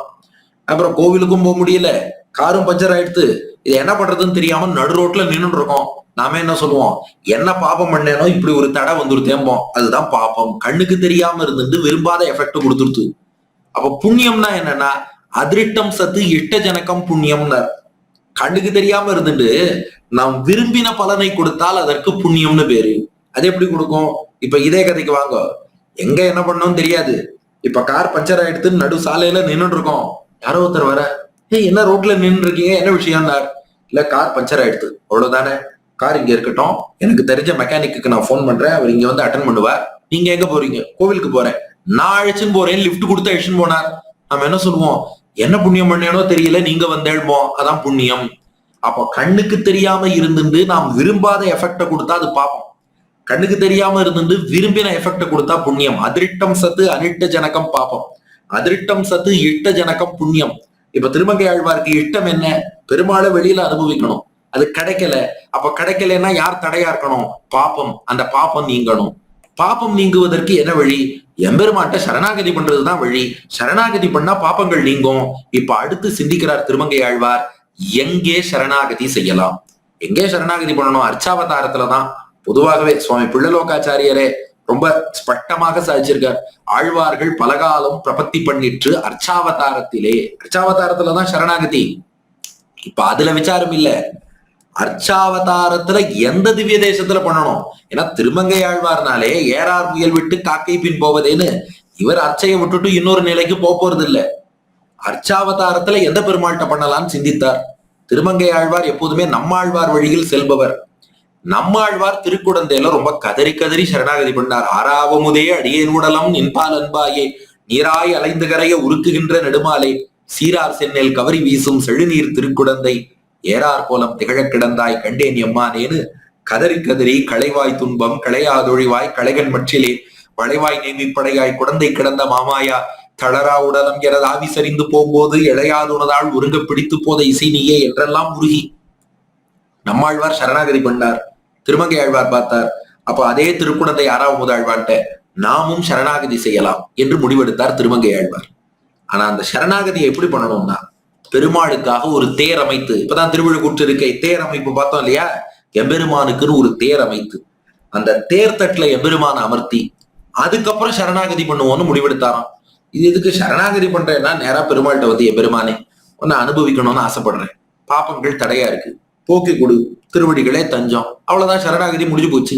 பெருமாள் பாபத்தை போக்க போறார், அனுபவத்தை கொடுக்க போறார், அவ்வளவுதானே. இதுக்கு எதுக்கு மெனக்கெட்டு ஒரு தேர், அதுவும் சொல் தேரா அமைச்சு, அவர் ஏற்கனவே கல் தேர் மரத்தேர்ல இருக்கார், இல்ல நீ சொல் தேர்ல உட்கார வச்சு அதுக்கப்புறம் சரணாகதி பண்ணணுமான்னா, தேருக்கும் சரணாகதிக்கும் தொடர்பு இருக்கு. கண்ணபிரான் அர்ஜுனனுக்கு தேர்தட்டுல வச்சுதான் சரணாகதியை உபதேசித்தான். தேர்தட்டு வார்த்தை என்றே சம்பிரதாயத்துல சொல்றோம். சர்வ தர்மான் பரித்யஜ்ய மாமேகம் சரணம் ரஜ அகம் துவா சர்வ பாபேபியோ மோக்ஷயிஷ்யாமி மா சுச்சகா என்று பகவத்கீதை 18ஆம் அத்தியாயம் 66வது ஸ்லோகம். இதைத்தானே சரணாகதிக்கு ரொம்ப முக்கியமான ஸ்லோகம்னு சொல்றோம். அந்த பெருமாள் எங்க சொன்னார்னா, தேர்ல உட்கார்ந்து தானே சொன்னார். பார்த்தசாரதி தேரோட்டியா இருந்துதான் சொன்னார். தேர்தட்டு வார்த்தைங்கிறோம். அப்போ பெருமாளை ஒரு தேர்ல உட்கார வச்சாதான் அவருக்கு ஞாபகம் இருக்கும். ஓ, இதே மாதிரி தேர்ல உட்காந்துதான் அர்ஜுனன்ட்ட சொல்லியிருக்கோம் சரணாகதி பண்ணா காப்பாத்துறேன்னு. அதனாலதான் நம்ம கலியனும் ஒரு தேரை வச்சு தேர்ல உட்கார வச்சு சரணாகதி பண்றார். மறுத்துட்டா தப்பா போயிடும், ஏத்துக்கணும்னு பெருமாளுக்கும் ஒரு கான்சியஸ்னஸ் ஏத்துட்டுருவாராம். அதனால என்ன பண்ணார், ஒரு சொல் தேர் அமைத்து அதுல பெருமாளை உட்கார வச்சு, பாத்துக்கோ, ஏற்கனவே இதே போல அர்ஜுனன் தேர்ல உட்காந்துதான் நீ சரணாகதி பத்தி சொல்லியிருக்க, அகம் துவா சர்வ பாபேபியோ மோக்ஷயிஷ்யாமி மா சுச்சகா, எல்லா பாப்பங்களையும் போக்குறேன், என்ன பண்ணு, சர்வ தர்மான் பரித்யஜ்ய மாமேகம் சரணம் வரஜ, என் ஒருவனையே தஞ்சமாக பற்று, சரணாகதி பண்ணா எல்லா பாப்பத்தையும் போக்கி மோட்சம் தரேன், கவலைப்படாதேன்னு சொல்லியிருக்க, அதை ஞாபகப்படுத்துறேன்னு ஒரு தேர் அமைச்சு அந்த தேர்ல அமுதனை எழுந்துருள பண்ணி இப்ப திருமங்கை ஆழ்வார் சரணாகதி பண்றார். அதுதான் திருவிழுக்கூற்று இருக்கை. சரி, அது எதுக்கு இவ்வளவு பெரிய பிரபந்தமா பாடணும், அதுவும் 36 அடிகள் பாடணுமேனா? திருமங்கையாழ்வார் எவ்வளவு பெரிய மகான். இந்த 36 அடிகள்ல எம்பெருமானுடைய 18 குணங்களை வர்ணிச்சிருக்கார். திருக்குடந்தை 6ஆம் முதல்வானுக்கு 18 குணங்கள் இருக்கு. அந்த 18 எப்படிப்பட்ட குணங்கள்னா, சரண்யன்னு சொல்லுவோமே. சரண்யன் அப்படின்னா சரணாகதியை ஏற்றுக்கொண்டு அடைக்கலம் தருபவன். தமிழ்ல சரியான வார்த்தை அடைக்கலம் தருபவன். ரெஃப்யூஜ்னு ஆங்கிலத்துல சொல்றோம் பாருங்க. யார் ஒருத்தன் அடைக்கலம் தரானோ, யார் ஒருத்தன் சரண்யன், நாம அவன்கிட்ட சரணாகதி பண்ணும்படியாக இருக்கானோ, அவன்கிட்ட 18 குணங்கள் இருக்கணும். அந்த குணங்கள் ஒருத்தன்ட்ட இருந்தாதான் அவன்கிட்ட சரணாகதி பண்ண முடியுமே ஒழிய குணமே இல்லாதவன்கிட்ட பண்ண முடியாது. இது நம்ம முமுட்சுப்படியிலையும் பாக்குறோம். துவய பிரகரணத்துல சுவாமி பிள்ளலோகாச்சாரியார் சாதிக்கிறார், புருஷகார பலத்தாலே சுவாதந்திரியம் தலை சாய்த்தால் தலையெடுக்கும் குணங்களை சொல்வது நாராயண பதம். நம்ம துவயம்ங்கிற மந்திரம் சரணாகதிக்கு ரொம்ப முக்கியம். அதுல ஸ்ரீமன் நாராயண சரணௌ சரணம் பிரபத்தியன்னு சரணாகதி பண்றோம். நாராயணன்ட்ட, ஸ்ரீமன் நாராயணன்ட்டு. அங்க நாராயணன்னா என்ன அர்த்தம்னா, சரணாகதி பண்ணுபவனை காப்பதற்கு தேவையான எல்லா குணங்களும் கொண்டவன் அர்த்தம். அப்படி எத்தனை குணங்கள் இருக்குன்னா 18 முக்கியமான குணங்கள். இந்த 18 யார்கிட்ட இருக்கோ அவன் தான் சரணாகதி பண்ணா காப்பாத்துவான். இப்ப திருமங்கையாழ்வார் என்ன பண்றார், திருக்குடந்தை 6ஆம் முதல்வான்ட்டு அந்த 18 குணங்களும் இருக்கு. அந்த 18 இருப்பதாலே இப்ப நான் சரணாகதி பண்றேன், என்னை நீ காக்க வேண்டும்னு சரணடைகிறார். அப்படி குணங்களையும் சொல்லி அவன்கிட்ட சரணடைவது அப்படியே துவயம். இந்த திருவிழுக்குற்றிருக்கை இருக்கே, அப்படியே துவயத்தில் காட்டப்பட்ட சரணாகதி. ஸ்ரீமன் நாராயண சரணோ, பிராட்டியோடு கூடியவனாக. நாராயணன் என்றால் சரணாகதி பண்ணுவோரை காப்பதற்கு தேவையான குணங்களை கொண்டவன். இப்படி பிராட்டியின் கேள்வனா குணங்கள் நிறைந்தவனா இருக்கவனை சரணோ சரணம் பிரபத்தியை, அவன் திருவடிகளை தஞ்சமாக பற்றுகிறேன். அதைத்தான் அப்படியே திருவிழுக்குற்றிருக்கையில குணங்களை சொல்லி கோமளவதியின் கல்வனாகிய 6ஆம் முதல்வான் அவன் திருவடிகளே தஞ்சம் என்று சரணாகதி செய்கிறார் திருமங்கையாழ்வார். அதுதான் திருவிழுக்குற்றிருக்கைங்கிற பிரபந்தம். அப்ப இதன் அமைப்புக்கான வரலாற்றை பார்த்துட்டோம். ஏன் அருளி செய்தார்னா, பெருமாளை வெளியில அனுபவிக்கணும்னு ஆசைப்படுறார். மானச அனுபவம் எல்லாம் எடுத்து வெளியில அனுபவிக்கணும். ஆனா அந்த அனுபவம் உடனே கிடைக்கல, பாப்பங்கள் தடையா இருக்கு. அப்ப அந்த பாப்பங்கள் நீங்கணும், பெருமாள்கிட்ட சரணாகதி பண்றார். 18 குணங்களை 36 அடிகள்ல சொல்லி சரணாகதி பண்றார். அதுதான் இந்த திருவிழுக்குற்றிருக்கை. இப்போ அப்படியே நாம் மானசீகமாக திருக்குடந்தை திவ்ய தேசத்தை அடைகிறோம். திருமங்கையாழ்வார் சொல் தேர் அமைத்து அந்த தேர்ல பெருமாளை எழுந்துருள பண்ணிட்டார். 6ஆம் முதல்வானை பார்த்து விஞ்ஞாபனம் பண்றார், எம்பெருமானே, இப்ப அப்படியே உங்க மனத்திரையில பாருங்க, திருமங்கையாழ்வாருக்கும் பெருமாளுக்கும் உரையாடல். எம்பெருமானே, நீதான் இதே தேர்ல அமர்ந்து சரணாகதியை உபதேசித்த. சரணாகதி பண்ணால் பாப்பங்களை போக்கி ரட்சிப்பேன் என்று சொல்லி இருக்கிறாய். உன்னை தேர்ல அமர்த்திட்டேன், என்னை காக்கணும். ஏன்னா என்னை காப்பதற்கான 18 குணங்கள் மட்டும் இருக்கு. திருவிழுக்குற்றிருக்கை அருளுகிறார். பாசுரம்: ஒரு பேருந்தி இருமலத்தவிசில் ஒரு முறையனை ஈன்றனை ஒரு முறை இரு சுடர் மீதி நிலியங்கா மும்மதில் இலங்கை இருகால் வளைய ஒரு சிலை ஒன்றிய ஈரையிற்றழல்வாய் வாழியிலட்டனை மூவடி நானிலம் வேண்டி முப்புரி நூலொடுமான் ஒரு இலங்கு மார்பினில் இருபிற புறுமானாகி ஒரு முறை ஈரடி மூ உலகளந்தனை நாள் திசை நடுங்க அஞ்சிரை பறவை ஏறி நால்வாய் மும்மத திருசெவி ஒரு தனி வேழ தரந்தையை ஒரு நாள் இருநீர்மடுவுள் தீர்த்தனை முத்தி நான்மறை ஐவகை வேள்வி அறுதொழில் அந்தனர் வணங்கும் தன்மையை ஐம்புல நகத்தினுள் செலுத்து நான்குடன் அடக்கி முக்குணத்திரண்டவை அகற்றி ஒன்றெனில் ஒன்றி நின்று ஆங்கிருபிறப்பருப்போர் அறியும் தன்மையை முக்கள் நாள் தோள் ஐவாய் அறவோடு ஆறு பொதி சடையோன் அறிவரும் தன்மை பெருமையுள் நின்றனை ஏழுலகயிற்றினில் கொண்டனை கூறிய அறுசுவை பயனுமாயனை சுடர்விடும் ஐம்படை அங்கையுள் அமர்ந்தனை சுந்தர நாள் தோள் முன்னீர் வண்ணா நின் ஈரடி ஒன்றிய மனத்தால் ஒருமதி முகத்து மங்கையர் இருவரும் மலரென அங்கையில் மூப்பொழுதும் வருட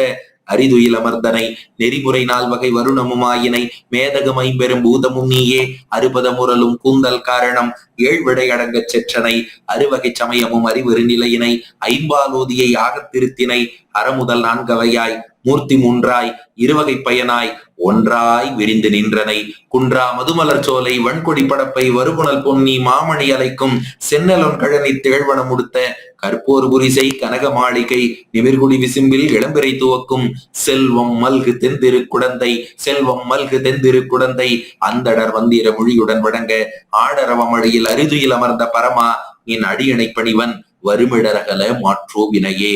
இப்போ 18ல முதல் குணம் சொல்கிறார் திருமங்கையாழ்வார், ஜெகத் காரணத்துவம்.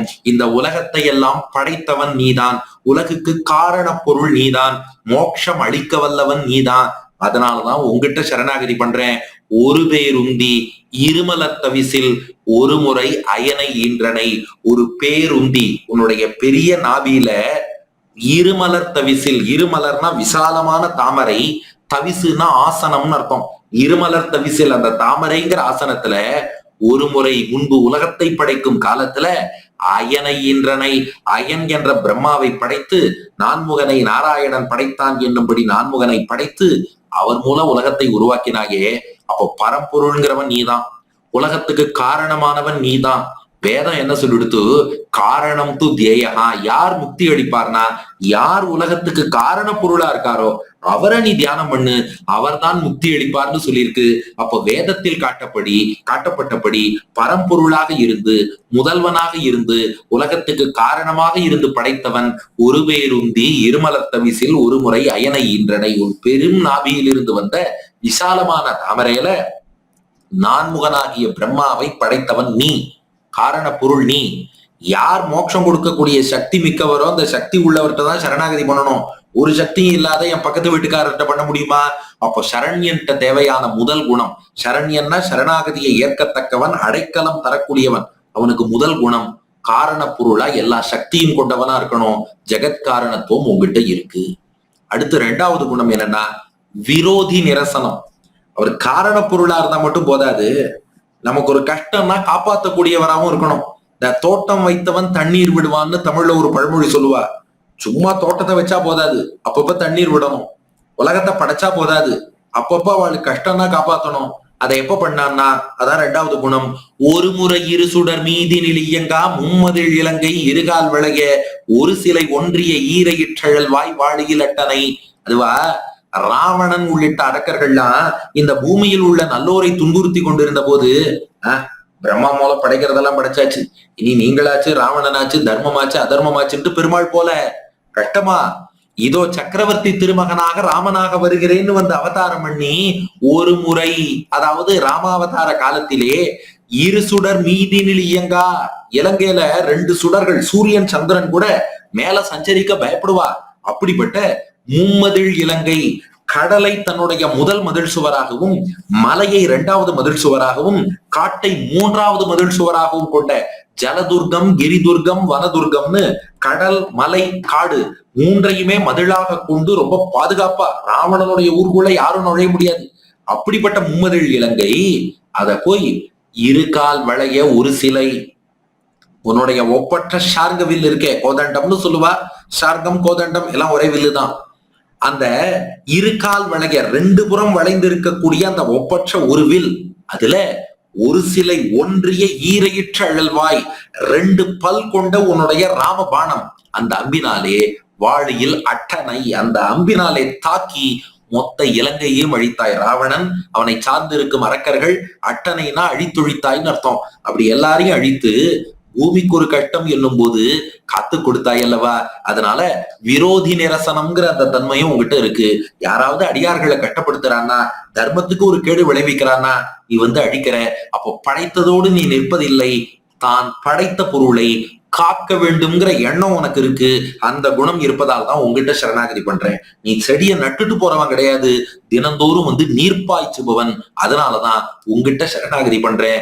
ஒரு முறை இரு சுடர் மீதினில் இயங்கா மும்மதில் இலங்கை இருகால் வளைய ஒரு சிலை ஒன்றிய ஈரையிற்றழல் வாய் வாழியில் அட்டனை. சூரிய சந்திரர் கூட பயணிக்க அஞ்சக்கூடிய ஜலதுர்கம் கிரிதுர்கம் வனதுர்கம் சூழ்ந்த அந்த இலங்கையில உன்னுடைய 2 வளைவு கொண்ட வில்லுல 2 பல் கொண்ட அம்ப பூட்டி அங்க உள்ள ராவணனையும் அரக்கர்களையும் அழித்தவன் நீ. இது மட்டுமா? அடுத்து 3வது குணம் ஆசிரித ரக்ஷணம். உன் திருவடியில ஒருத்தர் விழுந்துட்டான்னா அவளை நீ காப்பாத்தியே தீர்வ.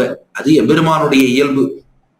யார் அவன் திருவடியில விழுந்துட்டாலும் அவன் என்ன வேண்டி வரான் இதெல்லாம் அப்புறம், அவன் திருவடியில சரணாகதி என்று விழுந்தால் காத்தே தீருவான். இதற்கு என்ன அடையாளம்னா, இந்திராதி தேவர்கள் மகாபலி கிட்ட ராஜ்யத்தை இழந்துட்டா, அந்த இந்திரன் தேவர்கள் சார்புல இந்திரனுடைய தாய் அதிதி தேவி அவ பெருமாள்கிட்ட சரணாகதி பண்ணா, பயோவிரதம்னு விரதம் இருந்தா.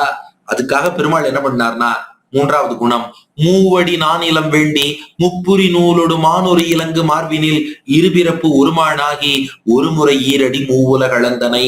மகாபலிட்ட போய் யாச்சகம் கேட்டு அந்த ராஜ்யத்தை தேவர்களுக்கு மீட்டு கொடுத்தான். எவ்வளவு பெரிய பெருமாள்! அவர் போய் யாச்சகம் கேட்டு போகணுமான்னா தன் காலில் விழுந்தவாளை காப்பாத்துறதுக்காக யாச்சகம் கேட்ட கூட எம்பெருமான் தயங்க மாட்டான். அதான் மூவடி, தன் காலால் மூவடி நானிலம் வேண்டி 4 வகைப்பட்ட நிலம், குறிஞ்சி முல்லை மருதம் நெய்தல். என்னப்பா பாலைய விட்டுட்டாளேன்னா அப்படி இல்ல, நம்ம தமிழ் இலக்கியத்துல பாலைய தனி நிலமா சொல்ல மாட்டா. இந்த குறிஞ்சி முல்லை மருதம் நெய்தலுக்குள்ள எங்கேயாவது மழை பெய்யாம இருந்ததுன்னா அந்த குறிப்பிட்ட காலம் பாலையா இருக்குமே ஒழிய முழுக்க முழுக்க பாலைவனம்னு இருக்காதான். நல்லாட்சி நடந்து வேத கோஷம் இருந்து எல்லாரும் நல்ல ஒழுக்கத்தோடு பக்தியோடு வாழ்ந்தா அந்த இடம் பாலைவனமா இருக்காது. அதனால 4 வகை நிலம் நானிலம்னே சொல்லிடுவார். மூவடி நானிலம், அந்த நானிலத்துல மூவடி மட்டும் கேட்டார். வேண்டி யாச்சகமா போய் மகாபலிட்ட கேட்டுண்டு முப்புரி நூலோடு முப்புரி நூலாகிய யஜ்ஞோபவீதம் பூனல் அணிஞ்சுண்டு மானுரி இலங்கு மார்பினில், திருமார்புல மாந்தோல், பிரம்மச்சாரி அணிந்து கொள்ள வேண்டிய மாந்தோல். இவருக்கு பிராட்டி திருமார்பு விட்டு பிரியாம இருக்காளே, அவளையும் மறைச்சுக்கணும், அதுக்காக மாந்தோல் அணிந்து கொண்டு இப்படி முப்புரி நூலோடு மானுரி இலங்கு மார்பினில் இருபிறப்பு ஒரு மானாகி. ஒரு மான் அப்படின்னா ஒப்பற்ற மாணவன், பிரம்மச்சாரின்னு அர்த்தம். ஒரு மானாகி பிரம்மச்சாரியாக. எப்படிப்பட்ட பிரம்மச்சாரி? இருபிறப்பு ஒரு மானாகி, 2 ஜென்மம் கொண்டவன். அந்தணர்களை இருபிறப்பாளர்பா. ஏன்னா அவர் முதல்ல தாயின் கர்ப்பத்திலிருந்து பிறக்கிறார், அதுக்கப்புறம் உபநயனம் பூணல் போடும் போது 2வது ஜென்மம் எடுக்கிறார், மறுபிறவின்னு அதை சொல்லுவா. அதனால இருபிறப்பு ஒருமானாகி ஒரு முறை அந்த வாமனாவதார காலத்துல ஈரடி மூவுலகளந்தனை, 2 அடியால மூவுலகத்தையும் அளந்து காட்டி இந்திரனுக்கும் தேவர்களுக்கும் ராஜ்யத்தை மீட்டு தந்தாயே. அப்போ காலில் விழுந்தா நீ காப்பாத்துவ, அவனுக்காக யாச்சகம் கேட்டு போக கூட தயங்க மாட்டேன். அதனாலதான் மகாபலிட்ட மூவடி நானிலம் வேண்டி முப்புரி நூலோடு மானுரை இலங்கு மார்பினில் இருபிறப்பு ஒருமானாகி ஒரு முறை ஈரடி மூவுலகளந்தனை. இப்ப அடியனும் திருவடியில விழற என்ன, என்னை காக்கவும் எந்த எக்ஸ்டென்ட்டுக்கு வேணாலும் நீ போவ இல்லையா, அதனாலதான் உங்ககிட்ட வந்து சரணாகதி பண்றேன். இது 3வது குணம், ஆசிரித ரட்சணம், காலில் விழுந்தவனை காப்பாற்றுபவன். அப்ப இதுவரை 3 குணம் பார்த்தோம். ஜெகத்காரணத்துவம், விரோதி நிரசனம் பண்ணுவது, ஆசிரித ரட்சணம் செய்வது. இப்ப 4வது குணம் சொல்றார், ஆபத் சகத்துவம். ஒரு ஆபத்துனா ஓடோடி வந்து காப்பாத்துவ. இது தேவர்களுக்கு தான் இல்ல, ஏதோ இந்திரன் அதனால காப்பாத்தினா அப்படி இல்ல. யானைகளுக்கு இந்திரன், கஜேந்திரன் ஒரு யானை இருந்தது, அது சாதாரண மிருகம் தானேனா அப்படி இல்ல. ஆபத்துன்னு யார் கூப்பிட்டாலும் எம்பெருமான் வருவான். எங்க பாக்குறோம்? அதான் இப்ப 4வது குணம், ஆபத் சகத்துவம். 4 திசை நடுங்க, அஞ்சிரை பறவை ஏறி, 4 வாய் மும்மதத்து இரு செவி ஒரு தனி வேழத்து அறந்தையை ஒரு நாள் இருநீர்மடு உள் தீர்த்தனை. அந்த கஜேந்திரனுக்கு ஒரு ஆபத்து வந்த போது அந்த தாமரையை பறிக்க ஒரு குளத்தில் இறங்கிய அந்த யானை அதன் காலை முதலை கவ்விய போது 4 திசை நடுங்க, 4 திசைகளும் நடுங்கும்படி அஞ்சிரை பறவை ஏறி, 5ங்கிற எண்ணிக்கைக்காக அஞ்சிரைன்னு போட்டார். ஆனா பொருள் அங்க 5ன்னு அர்த்தம் இல்ல. அஞ்சிரைனா சிறை, அழகான சிறகு கொண்ட அஞ்சிரை பறவை ஏறி, அழகான சிறகு கொண்ட கருடன் மீது ஏறி 4 வாய் மும்மதத்து இரு செவி ஒரு தனி வேழத்தரந்தையை, அந்த யானையை போய் காப்பாத்தின. எப்படிப்பட்ட யானை? 4 வாய், தொங்குகின்ற வாய், மும்மதத்து 3 இடத்துல இருந்து யானைக்கு மதநீர் வருமா. 2 கண் பின்புறம், 3 இடத்துல இருந்து மதநீர் வரக்கூடிய, இரு செவி 2 காதுகள் கொண்ட ஒரு தனி வேழம், ஒப்பற்ற ஒரு யானை. இது என்னது? திருமங்கை ஆழ்வார் யானையை போய் வர்ணிச்சுட்டு இருக்காருன்னா இதுக்கு ஆச்சாரியர்கள் ரொம்ப சுவையார்த்தம் சொல்றா. பெருமாள் ஓடி வந்து முதலை அழிச்சு யானையை காப்பாத்தினாராம். காப்பாத்திட்டு அதோட 4 வாயை தடவி பார்த்தாராம். அப்பா அவன் தொங்குகின்ற வாய்க்கு ஒண்ணாகலையே, மும்மதத்து 3 இடத்துல மதம் உருவாகுமே அங்க ஒண்ணாகலையே, இரு செவி 2 காதுல ஒண்ணும் காயம் இல்லையே, ஒரு தனி வேழத்து, அந்த ஒப்பற்ற ஒரு யானையின் திருமேனியின் ஓரோ ரங்கத்தையும் தொட்டு தொட்டு நன்னா இருக்கா நன்னா இருக்கான்னு தடவி பார்த்தாராம். அதான் 4 திசை நடுங்க அஞ்சிரை பறவை ஏறி 4 வாய் மும்மதத்து இரு செவி ஒரு தனி வேழத்து அறந்தையை, அறந்தைனா துன்பம், ஆபத்து, கஷ்டம்னு அர்த்தம். அந்த அறந்தையை கட்டத்தை ஒரு நாள், அந்த ஒப்பற்ற ஒரு நாள், கஜேந்திர மோட்சம் நடைபெற்ற நாள்ல இருநீர் மடுவுள், விசாலமான நீர் நிறைந்த அந்த மடுவிலே தீர்த்தனை, நீ அந்த கஷ்டத்தை தீர்த்து வைத்து யானையை காப்பாத்தின இல்லையா. அப்போ ஒரு யானை ஆபத்துன்னு கூப்பிடும் போது ஓடோடி வரேன்னா, எங்களுக்கு ஆபத்துன்னு கூப்பிட்டாலும் நீ வரக்கூடியவன் தானே. ஆபத் சகத்துவங்கிற குணம் இருக்கோ இல்லையோ, அதனாலதான் உங்ககிட்ட சரணாகதி பண்றேன். இது மட்டும் இல்ல, எம்பெருமான் எப்படிப்பட்டவன்னா பலதாத்தா, அதாவது பலன் அளிப்பவன் அவன் தான். நம்ம கர்மயோகம் பண்ணாலும், ஞான யோகம் பண்ணாலும், பக்தி யோகம் பண்ணாலும், சரணாகதி பண்ணாலும் அல்டிமேட்டா அதுக்கு பலன் பெருமாள் தான் கொடுக்கணும். ஒரு சிலர் நினைச்சுப்பா நம்ம எல்லாம் சரணாகதி பண்றோம், நமக்கு பெருமாளே மோட்சம் கொடுத்துருவார். பக்தி யோகம் பண்றவாளுக்கு பக்தி யோகமே மோட்சம் கொடுக்கும். பக்தி யோகம் எப்படி மோட்சம் கொடுக்கும்? நாம செய்யற ஆக்டிவிட்டி பலன் கொடுக்காது, அந்த ஆக்டிவிட்டிக்கு உகந்து பெருமாள் தான் பலன் கொடுக்கணும். இது ஞாபகம் வச்சுக்க ஒரு கதை சொல்றேன். இப்ப நம்ம ஆபீஸ்ல வேலை பார்க்கறோம்னு வச்சுக்கோங்களேன், நாம செய்யற வேலையே நமக்கு சம்பளம் கொடுக்காது, பாஸ் தான் சம்பளம் கொடுக்கணும். என்ன ஒண்ணு, அந்த பாஸ் நம்ம வேலையை பார்த்து ஜட்ஜ் பண்ணி ஒழுங்கா வேலை பார்த்தான்னு சம்பளம் கொடுப்பாரு ஒழிய ஜஸ்ட் வேலை செஞ்சதுனால மட்டும் நம்ம அக்கௌண்ட்ல சேலரி கிரெடிட் ஆகுமா? ஆகவே ஆகாது. அது போல கர்மயோகம் பக்தி யோகம் பண்ணதுனால மட்டும் எல்லாம் கிடைச்சிடும் நிச்சயம் இல்ல. எம்பெருமான் தான் பலன் தரணும். அப்ப பலதாத்தா, பலதாத்திருத்துவம் அந்த தன்மை எம்பெருமான்ட்ட தான் இருக்கு. பலம் அத உபபத்தேகே என்று இந்த பிரம்மசூத்திரத்துல பாக்குறோம்.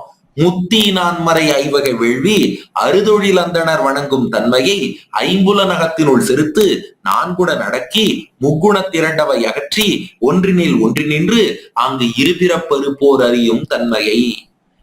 எல்லாரும் ஒன்னதான் ஆராதிக்கிறா, உன் மூலமாகத்தான் பலன் பெறுகிறார்கள். யாரு? கர்மயோகம்னு இந்த வேதம் படிச்ச அந்தணர்கள்லாம் யாகம் பண்றாளே, முத்தி அவள்கிட்ட 3 அக்னி, கார்கபத்தியம், ஆகவனீயம், தாட்சிணாக்னி 3 அக்னிகளை ஓம்பி அக்னிகோத்திரம் பண்றா. நான்மறை ரிக் யஜு சாமம் அதர்வணம் 4 வேதம் படிச்சிருக்கா. ஐவகை வேள்வி பஞ்சமகா யஜ்யம் பண்றா. பிரம்ம யஜ்யம், தேவ யஜ்யம், அப்புறம் பித்ரு யஜ்யம், மனுஷ யஜ்யம், பூத யஜ்யம்னு தென்புலத்தார் தெய்வம் விருந்து ஒக்கல் தான் என்றாங்கு ஐம்புலத்தார் ஓம்பல் தலைன்னு பிரம்ம தேவ பித்ரு மனுஷிய பூத யஜ்யங்கள் 5 பண்றா. 6 தொழில் அந்தனர், அவ 6 தொழில் செய்யறா. வேதம் கற்பார்கள், பிறருக்கு கற்பிப்பார்கள், தானம் வாங்குவார்கள், தானம் கொடுப்பார்கள், யாகம் செய்வார்கள், யாகம் செய்து வைப்பார்கள். வேதம் கற்கணும், கற்பிக்கணும், யாகம் செய்யணும், செய்விக்கணும், தானம் வாங்கணும், கொடுக்கணும். 6 தொழில் செய்யறா. அந்த அந்தனர் வணங்கும் தன்மையை அவ செய்யக்கூடிய இத்தனை செயலும் இருக்கே எல்லாத்தாலையும் உன்னைத்தான் வணங்குகிறார்கள், உன்னைத்தான் ஆராதிக்கிறார்கள். அதெல்லாம் ஏத்துட்டு பலனை அருள்பவனும் நீதான். அதனால கர்மயோகம் பண்ணாலும் உங்ககிட்ட இருந்தா பலன் வாங்கிக்கிறா. பக்தி யோகத்தில் ஈடுபடுறவான் இருக்கா, ஐம்புலன் அகத்தினுள் செலுத்து, ஐம்புலன்களை அடக்கி, அதாவது ஐம்புலன்களை உள்நோக்கி திருப்பி, வெளி விஷயங்கள் எதிலையும் ஈடுபடாதபடி உள்நோக்கி உள்ளே இருக்கக்கூடிய அந்தர்யாமின்னு பகவான் இருக்காரே, உள்ளத்தை உரையும் மாலை நோக்கி திருப்பி 4 அடக்கி, அதோட 4 விஷயத்தை அடக்கணுமோ. என்ன 4னா, உணவு உட்கொள்ளுதல், கண் உறங்குதல், பயம், என்ன ஆபத்து வருமா அது வருமா இந்த பயம், அப்புறம் உலகியல் இன்பங்களை அனுபவித்தல். இந்த 4ல இருந்து விலகணுமா தான் 4 அடக்கினா, உணவு, உறக்கம், பயம், உலகியல் இன்பத்தை அனுபவிப்பதில் உள்ள நாட்டம், இந்த 4ஐயும் அடக்கி மொத்தமா பகவான்கிட்ட ஈடுபடணுமா. அதான் ஐம்புலன் அகத்தினுள் செலுத்து 4 அடக்கி முக்குணத்து 2 அகற்றி, சத்வகுணம் ரஜோகுணம் தமோகுணத்துல ரஜோகுணம் தமோகுணத்தை விட்டுட்டு ஒன்றினில் ஒன்றினின்று சத்வகுணத்தை மட்டும் நன்றாக கை கொண்டு அங்கு இருபிறப்பருப்போர். இருபிறப்புன்னா பெரிய பிறப்புன்னு அர்த்தம். ஏன்னா இந்த பிறப்பு இறப்பு சுழற்சி இருக்கே அது பாட்டுக்கு பெருசா போயிட்டே இருக்கு. அந்த இருபிறப்பு, அந்த பெரிய பிறவி சுழற்சி அதையே அறுக்கிறார்களே, அப்படிப்பட்ட பக்தி யோகிகள் அவர்கள் இருபிறப்பருப்போர் அறியும் தன்மையை, அவர்களும் உன்னைத்தான் அறிகிறார்கள். நீ உன்னை பற்றிய ஞானத்தை அவளு கொடுத்தது பக்தியாக உருவெடுக்கும்படி பண்ணி அவர்களுக்கு மோட்சம் தர. அப்ப பக்தி யோகத்தில் ஆராதிப்பவரும் உன்னைத்தான் ஐம்புலன்களை அடக்கி 4 விதமான அடக்கம் அதெல்லாம் கடைபிடித்து, அதுக்கப்புறம் 3 குணங்கள்ல 2 விலக்கி சத்துவகுணம்னு 1 வச்சுட்டு அதுல ஒன்றி நின்று அதுக்கப்புறம் இருபிறப்பை வெல்கிறார்களே, அவளும் உன்னைத்தான் ஆராதிக்கிறா. அப்படின்னா என்ன விஷயம்னா, இந்த கர்மயோகம் பண்றவாளுக்கும் நீதான் பலன் தர, பக்தி யோகத்துல ஈடுபடுறவாளுக்கும் நீதான் பலன் தர. அப்ப நீயே கத்தின்னு சரணாகதி பண்றோமே, எங்களுக்கு நீ எவ்வளவு பெரிய பலன் கொடுக்கணும். அந்த இந்திரனுக்காக லோகத்தெல்லாம் அளந்தேன்னு பாக்குறோம். ஏதேதோ பிரயோஜனாந்தரம், உன்னை தவிர மற்ற விஷயங்களை வேண்டி வரும் இந்திரனுக்காக லோகத்தையே அளக்கிறேன்னா, உன்னையே வேண்டி வரும் எனக்காக நீ எவ்வளவு பண்ணணும். மற்ற உபாயத்தால் உன்னை அடையலாம் நினைக்கிறவாளுக்கே இவ்வளவு பலன் கொடுக்கிறேன்னா, உன்னை கொண்டே உன்னை அடையணும்னு வந்த எனக்கு எவ்வளவு பலன் தரணும். அதனால பலதாத்தா, பலன் தருபவன் நீதான் என்பதை இங்கே வலியுறுத்தி காட்டினார் திருமங்கை ஆழ்வார். மேல 6வது குணம் பரத்துவம். பரத்துவம்னா ரொம்ப பெரியவர்னு அர்த்தம். யார் ரொம்ப பெரியவரா இருக்காரோ அவர்கிட்ட தான் சரணாகதி பண்ணணும். சும்மா சின்னவர்கிட்ட எல்லாம் போய் பண்ணக்கூடாது. இவன் தான் பெரியவன். எவ்வளவு பெரியவன் தான் 6வது குணம் பாருங்க. முக்கண் நாள் தோள் ஐவாய் அறவோடு ஆறு பொதி சடையோன் அறிவரும் தன்மை பெருமையுள் நின்றனை. எந்த சிவபெருமான் சர்வஜன்னு பிரசித்தம் பெற்றவரோ அந்த சிவனால் கூட எம்பெருமானுடைய பெருமையை அறிய முடியாது. முக்கண் 3 கண் கொண்ட, 4 தோள் கொண்ட, ஐவாய் அரவோடு 5 வாய் கொண்ட பாம்பை தனக்கு ஆபரணமாக அணிந்த, 6 பொதி சடையோன் தன்னுடைய சடையில கங்கையாரை கொண்ட எம்பெருமான் ஸ்ரீபாத தீர்த்தம் கங்கை அத தலையில கொண்டிருக்கார். பெருமாள் ஸ்ரீபாத தீர்த்தத்தை தலையில் கொண்டிருந்தாலும் கூட அந்த 6 பொதி சடையோன் அறிவரும் தன்மை பெருமையுள் நின்றனை, அவராலும் கூட அறிந்து கொள்ள முடியாத அளவுக்கு பெருமை பெற்றவனாக நீ இருக்கிறாய். அப்படிப்பட்ட பெரியவனா இருக்கிறதுனாலதான் உன் திருவடியில சரணாகதி பண்றேன், இன்னும் தட்ட போக மாட்டேன். அடுத்து 7வது குணம், எம்பெருமான் தான் உத்தாரணம் செய்ய வல்லவன். உத்தாரணம் செய்தல்னா கீழே இருக்கிறவாளை மேல உயர்த்துதல். இந்த ஹெல்பிங் ஹேண்ட்னு சொல்றோம் பாருங்க, கை கொடுத்து தூக்கி விடுறவர்கிட்ட தான் சரணாகதி பண்ணணும். அவர் கையே கொடுக்க மாட்டாருன்னா அவர்கிட்ட எப்படி போறது? நீ அது செய்வாய். எங்க தெரியறது? 7 உலகு எயிற்றினில் கொண்டனை. 7 உலகும், அதாவது வராக அவதாரத்துல பூமியானது பிரளய கடலுக்கு கீழே மூழ்கி கிடந்த போது உன்னுடைய கோரை பல்லால் பூமியை எப்படி இழந்தெடுத்து மீட்டு கொடுத்தாயே, அதைத்தான் 7 உலகு எயிற்றினில் கொண்டனை. எயிறு அப்படின்னா கோரை பல்லுன்னு அர்த்தம். பன்றி என்ன பண்ணும்னா இந்த கோரைக்கிழங்க கோரைப்பல்லால குத்தி அப்படி மேல எடுத்து கொண்டு வந்துரும். அது போல நீ என்ன செய்தாய்னா 7 உலகுக்கும் ஆள்பவளாக இருக்கக்கூடிய பூமாதேவின்னு புரிஞ்சுக்கணும். அப்புறம் நாம உடனே அதுல ஒரு டவுட், இப்ப டவுட் கேட்கறதுங்கிறது ஒரு பெரிய விஷயமா போயிடுது. சார், ஒரு உலகத்தை தானே பெருமாள் மீட்டார், 7 உலகம் அப்படின்னு இருக்கேன்னா 7 உலகத்தையும் ஆளக்கூடிய பூமாதேவி தாயார்னு புரிஞ்சுக்கணும். அதனால 7 உலகு அந்த பூமியை எயிற்றினில் கோரைப்பல்லிலே கொண்டனை கொண்டு மீட்டாய் அல்லவா. அந்த பூமி தாயார பிரளய கடல்ல இருந்து மீட்ட மாதிரி பிறவி கடல்ல இருந்தும் உதாரணம் பண்ணி எங்களை நீ தான் மீட்கணும். அப்படி மீட்க வல்லவன். அதனாலதான் உங்ககிட்ட சரணாகதி பண்றேன், 7 உலக ஈற்றினில் கொண்டனை. அப்புறம் 8வது குணம், சர்வ போக்கியத்துவம். யார்கிட்ட சரணாகதி பண்றோமோ அவர் ரொம்ப இனியவராக, பிளசண்டா, போக்கியமா இருக்கணும். அப்படி இனிமையா இருந்தாதான் நம்ம போய் அவர்கிட்ட சரணாகதி பண்ண முடியும். அவரே கடுகடுன்னு இருந்தா இவன் அப்படி இல்லை. கூறிய அறுசுவை பயனுமாயினை, எனக்கு அறுசுவையே நீதான் தர், அவ்வளவு போக்கியமா இருக்க. கூறிய அறுசுவை பயனுமாயினை, அறுசுவையின் இன்பமாக நீயே ஆகிவிட்டாய். அது எப்படி பெருமாள் ஆவார் அப்படின்னா, நமக்கு அறுசுவைனா இனிப்பு, கசப்பு, புளிப்பு, கார்ப்பு, உப்பு, துவர்ப்பு, இதுதானே அறுசுவை. ஆனா திருமங்கை ஆழ்வாருக்கு எது அறுசுவைனா 5 ஆயுதங்களும் அந்த 5 ஆயுதங்கள்ல ஏந்திய அமுதனும் இவர் தான் 6 சுவையாம். உனக்கு 6 சுவை தானே வேணும், அதுக்கு எதுக்கு இனிப்பு, கசப்பு, கார்ப்பெல்லாம்? பெருமாள் பிளஸ் அவருடைய பஞ்சாயுதங்கள் 6 சேர்ந்தா 6 சுவை. அப்படி சர்வ போக்கியத்துவம் கூறிய அறுசுவை பயணமாயினை. அடுத்து 9வது குணம், ஆயுத விசிஷ்டனா இருக்கணும். அதாவது திவ்யாயுதங்கள் தரிச்சிருக்கணும். அப்பதானே ஒரு ஆபத்துன்னா அந்த ஆயுதத்தை எடுத்து காப்பாத்துவார் இல்லையா. அதான் சுடர்விடும் ஐம்படை அங்கையுள் அமர்ந்தனை. சுடர்விடும் ஒளி வீசக்கூடிய ஐம்படை, படைனா ஆயுதம், ஐம்படைனா பஞ்சாயுதம், சுதர்சன சக்கரம், பாஞ்சஜன்யம்ங்கிற சங்கு, கௌமோதகி கதை, ஷார்ங்கவில், நந்தகம் வாழ், சுடர்விடும் ஐம்படை. இன்னைக்கும் திருக்குடந்தையில 6வது ஆழ்வான் அத்தனையும் ஏந்தின்னு இருக்கான். சுடர்விடும் ஐம்படை அங்கையுள் அமர்ந்தனை. உன்னுடைய அழகான திருக்கரங்களிலே இவை பொருந்தி இருக்கும்படியாக நீ எழுந்தருளி இருக்கிறாய். இது சரி, இப்ப நீங்களே ஒரு கேள்வி கேட்கணும், பெருமாள் நம்மளை காப்பாத்துறதுக்கு இந்த ஆயுதம் எல்லாம் தேவையா? இது இல்லாமலே அவர் காப்பாற்ற வல்லவர் தானே. நிச்சயமா அவர் ஆயுதம் இல்லாமலே காப்பாத்துவார். ஆனா அவர் காப்பாத்துவார் நமக்கு நம்பிக்கை வரணும்னா அவர் இந்த ஆயுதத்தை தாங்கி பிடிச்சாதான் நாம நம்புவோம். நமக்கு நம்பிக்கை ஏற்பட, என்னத்தான் ஸ்டெதாஸ்கோப் இல்லாம ஒரு டாக்டரால மருத்துவம் பார்க்க முடியும்னாலும் பேஷண்ட் ஒத்துக்க மாட்டான். அவர் ஸ்டெதாஸ்கோப்பை வச்சு அப்படி மூச்சு விடுங்கன்னு சொல்லி பார்த்தாதான் டாக்டர் நல்லா பார்த்துட்டாருமா. சில பேர் மூட்டு வலின்னு சொன்னா அந்த ஸ்டெதாஸ்கோப்பையே மூட்டுல வச்சு பார்த்தாதான் இவர் டாக்டர்னு ஒத்துப்பான். அது போல எம்பெருமானாகவே இருந்தாலும், சர்வசக்தி படைச்சவனா இருந்தாலும் அவர் ஆயுதத்தை தாங்கின்னு வந்தாதான் ஓ ஆயுதம் எல்லாம் வச்சிருக்காரு காப்பாத்துவாருன்னு இவன் நம்புவான். அது மட்டும் இல்ல, பெருமாள் என்ன பண்ணிட்டார், இந்த ஆயுதத்தை எல்லாம் கீழே வச்சுட்டா கூட பக்தன் ஆபத்துக்கும் போது எடுத்து காப்பாத்த கொஞ்சம் தாமதமாகுமே, வேண்டாப்பா நான் கையிலேயே தயார் நிலையில வச்சுக்கிறேன்னு சுடர்விடும் ஐம்படை அங்கையுள் அமர்ந்தனை, ஒளி வீசக்கூடிய அந்த பஞ்சாயுதங்களையும் அழகிய திருக்கரத்திலேயே தாங்கி கொண்டிருக்கிறாய். அப்ப அந்த ஆயுதம் இருப்பதாலே நிச்சயம் நீ காக்க வல்லவன். ஏன்னா ஒவ்வொன்றும் எம்பெருமானுடைய ஒரு சக்தியை காட்டுறது. குறிப்பா சங்கு சக்கரங்கள்ங்கிறது ஞான சக்திகளை உணர்த்துவதாக சுவாமி பிள்ளலோகாச்சாரியார் ரொம்ப அழகா விளக்கி இருக்கிறார். ஆகையினால ஞான சக்திகள்லாம் கொண்டவன்கிறத இந்த திவ்யாயுதங்கள் மூலம் எம்பெருமான் நமக்கு உணர்த்துகிறான். இது 9வது குணம், சுடர்விடும் ஐம்படை அங்கையுள்ள வர்த்தனை. 10வது குணம் சர்வ பல பிரதத்துவம். யார்கிட்ட சரணாகதி பண்றோமோ அவர் எல்லா பலனும் தரவல்லவரா இருக்கணும். அது பெரிய விஷயம். அவர் சக்தி வாய்ந்தவர் தான், பெரியவர் தான், காரண பொருள் தான், எல்லாம் சரிதான். நான் சரணாகதி பண்ணாப்பா நான் மோட்சம் மட்டும்தான் தருவேன், மத்ததெல்லாம் நீ வேற யார்ட்டையா போய் கேட்டுக்கோ அப்படி சொல்றவரா இருக்கக்கூடாது. எது கேட்டாலும் தரணும். இந்த பெரிய பெரிய ஷாப்பிங் காம்ப்ளெக்ஸ் எல்லாம் சொல்றா பாருங்க, நீ ஹேர்பின்ல இருந்து ஏரோப்ளேன் வரைக்கும் எல்லாமே எங்கள்கிட்ட வாங்கிக்கலான்னு. அது போல இம்மை மறுமைக்கான அனைத்து நன்மைகளையும், அதுக்காக இம்மையிலேயே நாம மூழ்கணும்னு அர்த்தம் இல்லை, மோட்சத்துக்கு விரோதம் இல்லாத இம்மை பலன்கள் கேட்டாலும் கொடுத்துருவார். சில பேர் இம்மைக்கு மட்டுமேனா வாழ அதுலயே வச்சிருவார். இல்ல எனக்கு இங்கேயும் நல்லா வச்சிரு அங்க மோட்சமும் கொடுன்னு சொன்னா இங்கேயும் கொடுத்து அங்கேயும் கொடுக்கக்கூடியவரா இருக்கணும். இல்ல இதை பத்தி கவலை இல்ல மோட்சம் வேணும்னு கேட்டா அதையும் கொடுப்பவரா இருக்கணும். இந்த எல்லா பலன்களையும் யார் தராரோ அவர்கிட்ட தான் சரணாகதி பண்ணணும். அந்த தன்மை உண்டா? உண்டே.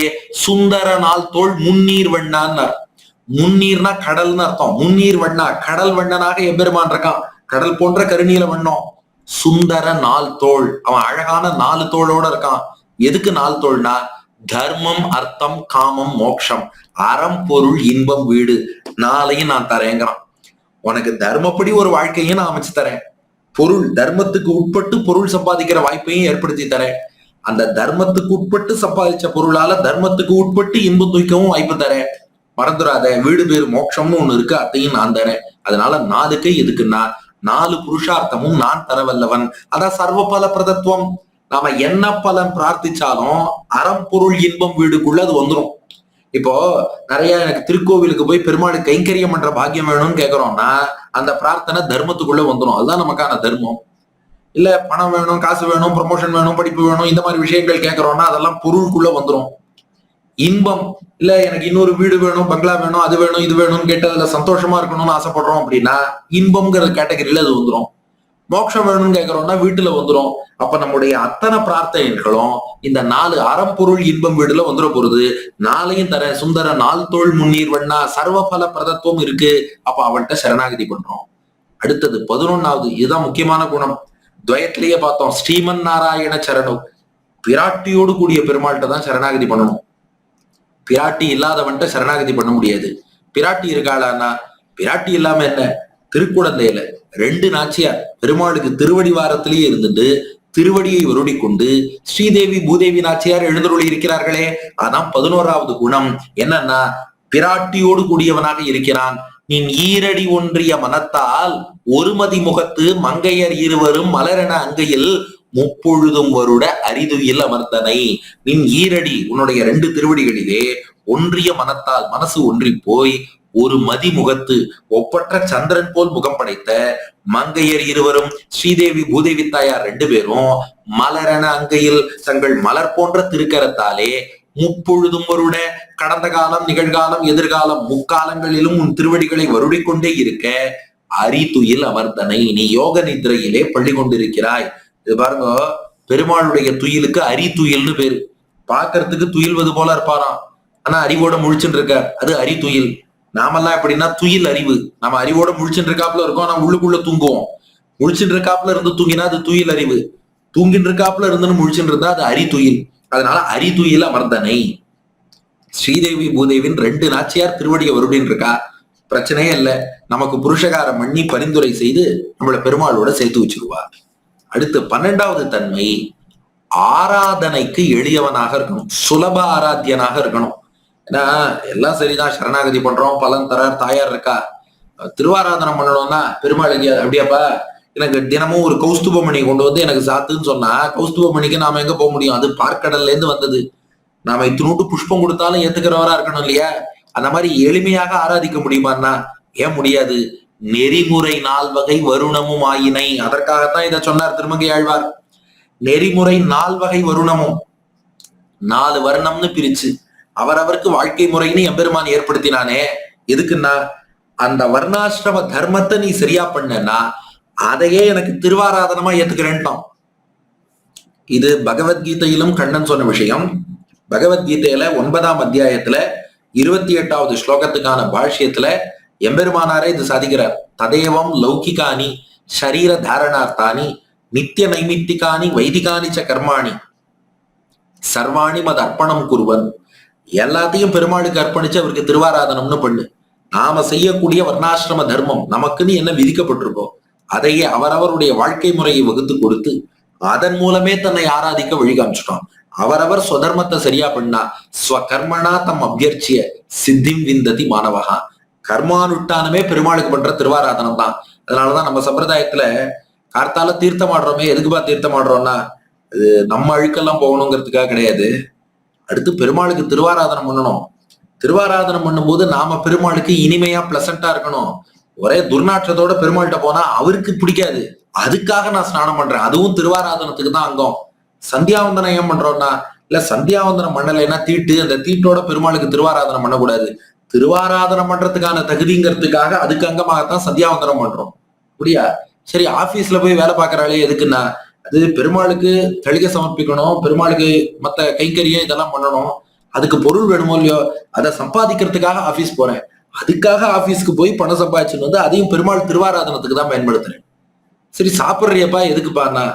எதுக்கு சாப்பிட்றோம்னா பெருமாளுக்கு திருவாராதனம் பண்ணணும், அதுக்கான தெம்பு வேணும் சாப்பிட்றோம். இல்ல, இன்னும் ஆழமா போனா ஆத்துல இருக்கிற பெருமாளுக்கு பிரசாதம் கண்டருளை பண்ணிட்டோம். அந்தர்யாமின்னு ஒரு பெருமாள் நமக்குள்ளேயே இருக்கார், அவருக்கு பிரசாதம் கண்டருளை பண்ணணும். அந்த அந்தர்யாமி ஆராதனம் தான் சாப்பாடு. அதனாலதான் பிரசாதம் உட்கொள்வதை நல்ல விஷயம் தெரிஞ்சவா அந்தர்யாமி ஆராதனம் பா, அதுவும் பெருமாளுக்கு திருவாராதனம். சரி, ராத்திரி தூங்குறியே எதுக்குன்னா, நாளைக்கு ஃப்ரெஷ்ஷா பெருமாளுக்கு கைங்கரியம் பண்ணணும்னா இன்னைக்கு தூங்கினா தானே முடியும். அப்போ எல்லாத்தையுமே பெருமாளுக்கு திருவாராதனம்னு பண்ணு. அவனும் ஏத்துக்க தயாரா இருக்கான். நெறிமுறை 4 வகை வருணமும் ஆயினை. அவரவருடைய வர்ணாசிரம தர்மம் அத்தனையுமே தனக்கு திருவாராதனம்னு அமைத்து கொடுத்தவன் எம்பெருமான். அதனால சுலபாராத்தியன், ரொம்ப எளிமையாக ஆராதிச்சுடலாம். அப்படியா? சரி, எல்லாம் சரி. நான் இவர் சரணாகதி பண்ணா காப்பாத்துவாருங்கிறதுக்கு ஏதாவது உத்தரவாதம் உண்டா? நம்ம எதா இருந்தாலும் அது கேட்டுக்கிறோம், கன்ஃபர்மேஷன், கேரண்டி, அந்த மாதிரி ஏதாவது உண்டா? உண்டு. அதான் 13வது குணம், ஜெகத் ஷரீரத்துவம். இந்த உலகத்தையே உடலாக கொண்டு உள்ள உயிரா இருக்கான். அதான் மேதகும் ஐம்பெரும் பூதமும் நீயே.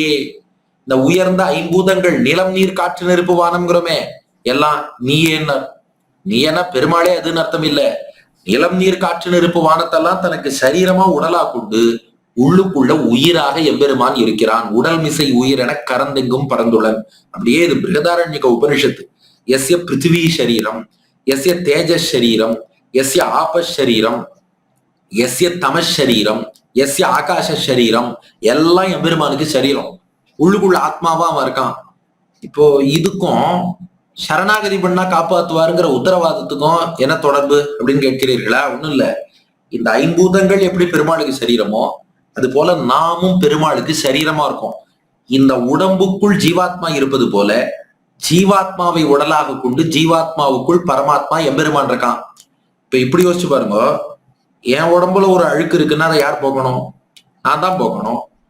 பெருமாளுக்கு சரீரமா இருக்கும் ஜீவாத்மால ஒரு அழுக்கு இருக்கு, பாப்பம் இருக்குன்னா யார் போக்கணும்?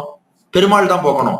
மீண்டும் சொல்கிறேன், இது முமுட்சுப்படியில சரமஸ்லோக பிரகரணத்துல சுவாமி பிள்ளலோகாச்சாரியார் காட்டின விஷயம்தான். நம்ம உடம்புல ஒரு அழுக்கு இருக்குன்னா நாம தான் போக்குறோம். இந்த ஜீவாத்மா பெருமாளுக்கு உடம்புன்னு சொல்லியாச்சு. அப்ப ஜீவாத்மாவை பிடித்த பாபம்ங்கிற அழுக்கு போக்க வேண்டியது யார் பொறுப்பு? பெருமாளோட பொறுப்பு. அவ்வளவுதான். இதை புரிஞ்சுனுட்டா சரணாகதி. இதை புரிஞ்சுக்காம தான் நம்ம சிக்கல்ல சிக்கின்னு இருக்கோம். ஆகையினால அவன் உடம்பில் உள்ள அழுக்க அவன் போக்கிடுவான். மேதகம் ஐம்பெரும் பூதமும் நீயே. ஐம்பூதங்கள் உனக்கு சரீரம், நீயே என்னும்படியாக உனக்கு சரீரமா நீ இட்ட வழக்கா இருக்கு.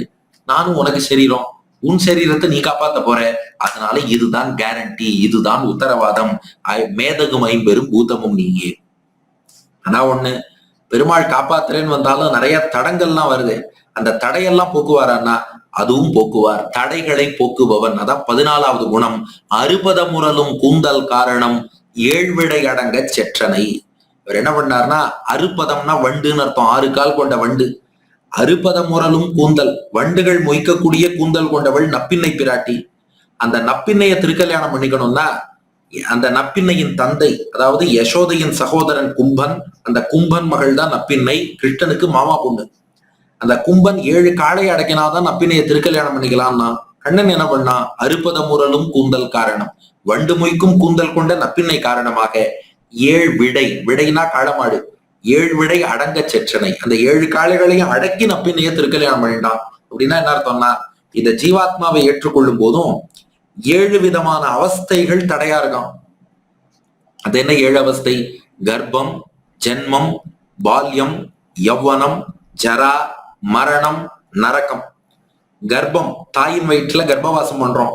அதுக்கப்புறம் ஜென்மம்னு பிறக்கிறோம், பால்யம்னு குழந்தை பருவம், யௌவனம்னு வாலிப பருவம், ஜரானா வியாதி முதுமை, மரணம்னா மரணம் அடைவது, நரகம் அப்புறம் செஞ்ச பாபத்துக்கு நரகத்துல போய் கஷ்டப்படுறோம்.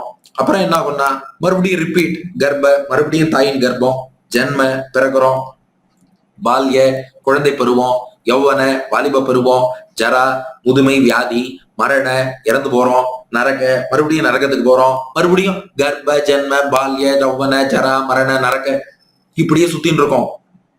அங்க என்ன பண்ணா 7 காலை அடைக்கினான், நப்பினிய திருக்கல்யாணம் பண்ணிட்டான், நமக்கு இந்த 7 அவஸ்தைகளாகிய தடங்கல்களை போக்குறான், இந்த ஜீவாத்மாவையும் திருக்கல்யாணம் பண்ணிக்கிறான். அதனால எத்தனை தடைகள் தடங்கள் வந்தாலும் அதை அவன் போக்கிடுவான், கவலைப்பட வேண்டாம்.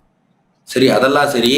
அந்த எம்பெருமானை இவன் தான் நாராயணன் நாம் எப்படி புரிஞ்சுக்கிறதுன்னா, அதுவா சாஸ்திரைக்க வேத்தியன். இதான் அடுத்து 15வது குணம்.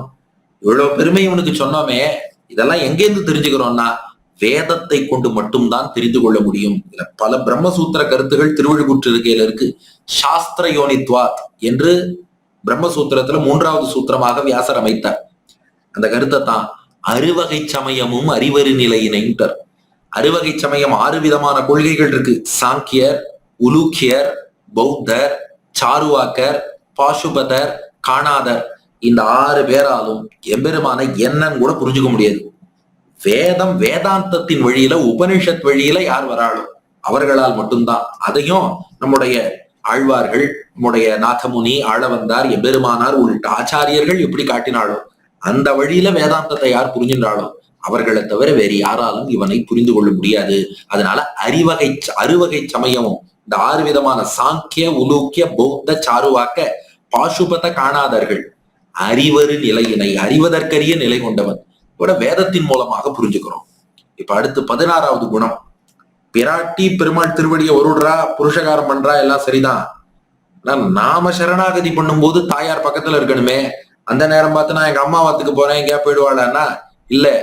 லக்ஷ்மியோடு எப்போதும் நித்திய சம்பந்தம் கொண்டவன். அங்க லக்ஷ்மி பத்தின்னு சொன்னோம் ஏற்கனவே முன்னாடி 11வது குணம். இங்க லக்ஷ்மியோடு நித்திய சம்பந்தம், கணவனா இருக்கிறது மட்டும் இல்ல, எப்போதும் விட்டு பிரியாமலதான் ஸ்ரீமன் நாராயண சரணம், பிராட்டியோடு எப்போதும் சேர்ந்திருப்பான். அதான் 16வது குணம். ஐம்பால் ஓதியை ஆகத்து இருத்தினை. பிராட்டியை எப்போதும் தன் திருமார்பிலேயே எழுந்தருள பண்ணி இருக்கிறான். பிராட்டி எப்படிப்பட்டவள்னா ஐம்பால் ஓதி, ஓதினா கூந்தல், ஐம்பால் ஓதினா 5 தன்மை கொண்ட கூந்தலை கொண்டவள். பிராட்டியின் கூந்தலுக்கு 5 தன்மைகளாம். என்னன்னா கருப்பா இருக்கும், மென்மையா இருக்கும், நறுமணம் வாசனையோடு இருக்கும், குளிர்ச்சியோடு இருக்கும், பார்ப்பதற்கு அழகா இருக்கும். கருமை, மென்மை, நறுமணம், குளிர்ச்சி, அழகு என்ற 5 தன்மைகள் கொண்ட கூந்தல். அதான் ஐம்பால் ஓதியை. ஆகம்னா திருமார்பு, ஆகத்து இருத்தினை, திருமார்பிலேயே எழுந்துருள பண்ணிட்டார். அகலகில்லேன் இறையும், இதை விட்டு போமாட்டேன்னு பிராட்டி அங்க இருக்கா. அதனால கருணையே வடிவெடுத்தவள் திருமார்பில் இருப்பதால அவர் திருவுள்ளத்திலேயே நிறைய கருணை இருக்கும். எப்போதும் பிராட்டி திருமார்பை பிரிய மாட்டா. அதனால புருஷகாரம் பண்ணி காப்பாத்திடுவார். இது மட்டும் இல்ல, எல்லாத்தையும் இயக்குபவன் அவன் தான். அதான் 17வது குணம். சர்வாந்தர்யாமி, அறமுதல் 4 மூர்த்தி 3 இருவகை பயனாய் ஒன்றாய் விரிந்து நின்றனை. அவன் எப்படிப்பட்டவன் அப்படின்னா எல்லாத்துக்குள்ளயும் அவன் தான் அந்தர்யாமியா இருக்கான். நீ எங்க போனாலும் நாராயணனை நாம விட்டுட்டு பிரியிறோம் அப்படின்னு அர்த்தமே இல்ல. பிராட்டியோடு எப்படி சேர்ந்து இருக்கானோ அது போல எல்லாரோடையும் அவன் சேர்ந்துதான் இருக்கான். எப்படி? அறமுதல் 4 தர்மார்த்த காம மோட்சமா, அதுக்குள்ளயும் அவன் தான் இருக்கான். மூர்த்தி 3 பிரம்மா விஷ்ணு ருத்ரனா, அவனே விஷ்ணுவா இருக்கான். பிரம்மா ருத்ரனுக்குள்ள அந்தர்யாமியா இருக்கான். இருவகை பயனாய், இருவகை பயன், சுகம் துக்கம், இன்பம் துன்பம்னு பாக்குறோமே, அதுக்குள்ளலாமும் அவன் தான் இருக்கான். நல்லது செய்யறவனுக்கு இன்பம் கொடுக்கறான், தப்பு பண்ணவனுக்கு துன்பத்தை கொடுக்கறான். ஒன்றாய் விரிந்து நின்றனை, ஒருவனாக, அதாவது ஒப்பற்ற ஒருவனாக எல்லாத்துக்குள்ளேயும் அந்தரியாமையா இருக்கான். ஆகையினால சர்வத்தையும் ஆள்பவன், எங்கும் நிறைந்த ஆல் பர்வேசிவாக எங்கும் பரவி இருப்பவன் அவன் ஒருவனே. இது 17வது குணம். நிறைவா 18வது குணம். இதெல்லாம் இருக்கு. அவருக்கு சௌலபியம் வேணுமே. சௌலபியம்னா அக்சசிபிலிட்டி. நாம் போய் அவரை அணுகணும். அடியன் போய் சரணாகதி பண்ணணும்னா எங்க போய் பண்ணலாம்னா அதுக்குதான் திருக்குடந்தை இருக்கு. சௌலபியத்தோடு ரொம்ப சுலபமா எல்லாரும் போய் அணுகும்படி. நீ தபஸ் பண்ணி திருப்பார்கடலுக்கோ வைகுண்டத்துக்கோ வந்து என்ன வணங்குன்னு சொல்லல. அந்தரியாமைய சேவிச்சுட்டு அப்புறம் சரணாகதி பண்ணுன்னு சொல்லல. சௌலபியம் ரொம்ப எளிமையா திருக்குடந்தையில பள்ளி கொண்டிருக்கார். அதான் 18வது குணம். குன்றா மதுமலர் சோலை, எப்போதும் தேன் நிறைந்த மலர்கள் பூத்திருக்கக்கூடிய சோலைகள் சூழ்ந்த வன்கொடி படப்பை, வெற்றிலை தோட்டங்கள் நிறைந்த. கும்பகோணம் வெத்தலைன்னா ரொம்ப ஃபேமஸ் அந்த காலத்திலேயே. வன்கொடி படப்பை, வெற்றிலை தோட்டங்கள் நிறைந்த வறுப்புணல் பொன்னி மாமணி அலைக்கும். பொன்னின்னு சொல்லக்கூடிய காவிரி நதி ரத்தனங்களை கொண்டு வந்து கும்பகோணத்துல சேர்க்க, சென்னல் ஒன் கழனி திகழ்வனம் உடுத்த, நெல் மணிகள்லாம் அப்படியே வயல்ல நன்றாக விளைந்திருக்க, அந்த சென்னலோன் கழனி நெல் பூத்த அந்த வயல்கள் எல்லாம் சூழ்ந்து இருக்கக்கூடிய கற்போர் புரிசை, கற்றவர்கள் வித்வான்கள் வாழக்கூடிய ஊர் என்று பெருமை பெற்ற கனக மாளிகை, அந்த கும்பகோணத்தில் உள்ள தங்க மாளிகைகளிலே நிமிர்கொடி விசும்பில் இளம்பரை துவக்கும். தங்கத்துல மாளிகை கட்டியிருக்காளாம் கும்பகோணத்துல. அந்த காலத்துல அப்படி பெரிய பணக்காரர்கள்லாம் இருந்திருக்கா போல இருக்கு. தங்க மாளிகை கட்டி அந்த தங்க மாளிகையில உள்ள கொடிகள்லாம் வானத்துல உள்ள சந்திரனை போய் தொட்டுட்டு வருமா. மேல கொடி பறக்கிறது, அவ கொடி கட்டி பறக்கிறா. அந்த கொடி எவ்வளவு உயரத்துக்குன்னா நிமிர்கொடி விசும்பில் இளம்பரை துவக்கும், சந்திரனையே போய் தொட்டுடும். அப்படிப்பட்ட செல்வம் மல்கு தென்திரு குடந்தை. அப்படிப்பட்ட செல்வம் நிறைந்த, அதாவது செல்வம்னா லௌகிக செல்வம்னு மட்டும் இல்ல, பக்தி ஞானம் வைராகியம் உள்ளிட்ட ஆத்ம குணங்கள் போன்ற செல்வங்களும் நிறைந்த தென் திருக்குடந்தை. தென்னுனா தெற்கு இருக்குன்னு ஒரு அர்த்தம், தென்னுனா அழகியன்னு அர்த்தம். கும்பகோணமே அழகான ஊர், பெருமாளும் அழகு, எல்லாரும் அழகு. கும்பகோணத்துல இருக்க மக்களும் அழகு. அடியானந்தூர்கார இல்லையா, கும்பகோண மக்கள் எல்லாரும் அழகு. அப்படிப்பட்ட தென் அழகானதான திருக்குடந்தை அந்த ஊர்ல அந்தணர் மந்திர மொழியுடன் வழங்க. அந்தணர்கள் எப்போதும் வேத மந்திரங்களை சொல்லி அந்த மந்திரங்களால் உன்னை சேவிக்க வைதிக விமானத்துக்கு கீழேயே எழுந்தருளி இருக்கக்கூடிய ஆடரவு அமளியில், அரவம்னா பாம்பு, ஆடரவுன்னா பெருமாள் அமுதன் பள்ளி கொண்டார் இல்லையா, அந்த மகிழ்ச்சியில அப்படியே ஆதிசேஷனே ஆடின்னு இருக்காராம். அதான் ஆடரவு, மகிழ்ச்சியில் படமெடுத்து ஆடக்கூடிய அரவு பாம்பு என்னும் அமளியில். அமளினா படுக்கை, பெட்டுன்னு அர்த்தம். அந்த அமளியில் அரி துயில் அமர்ந்த.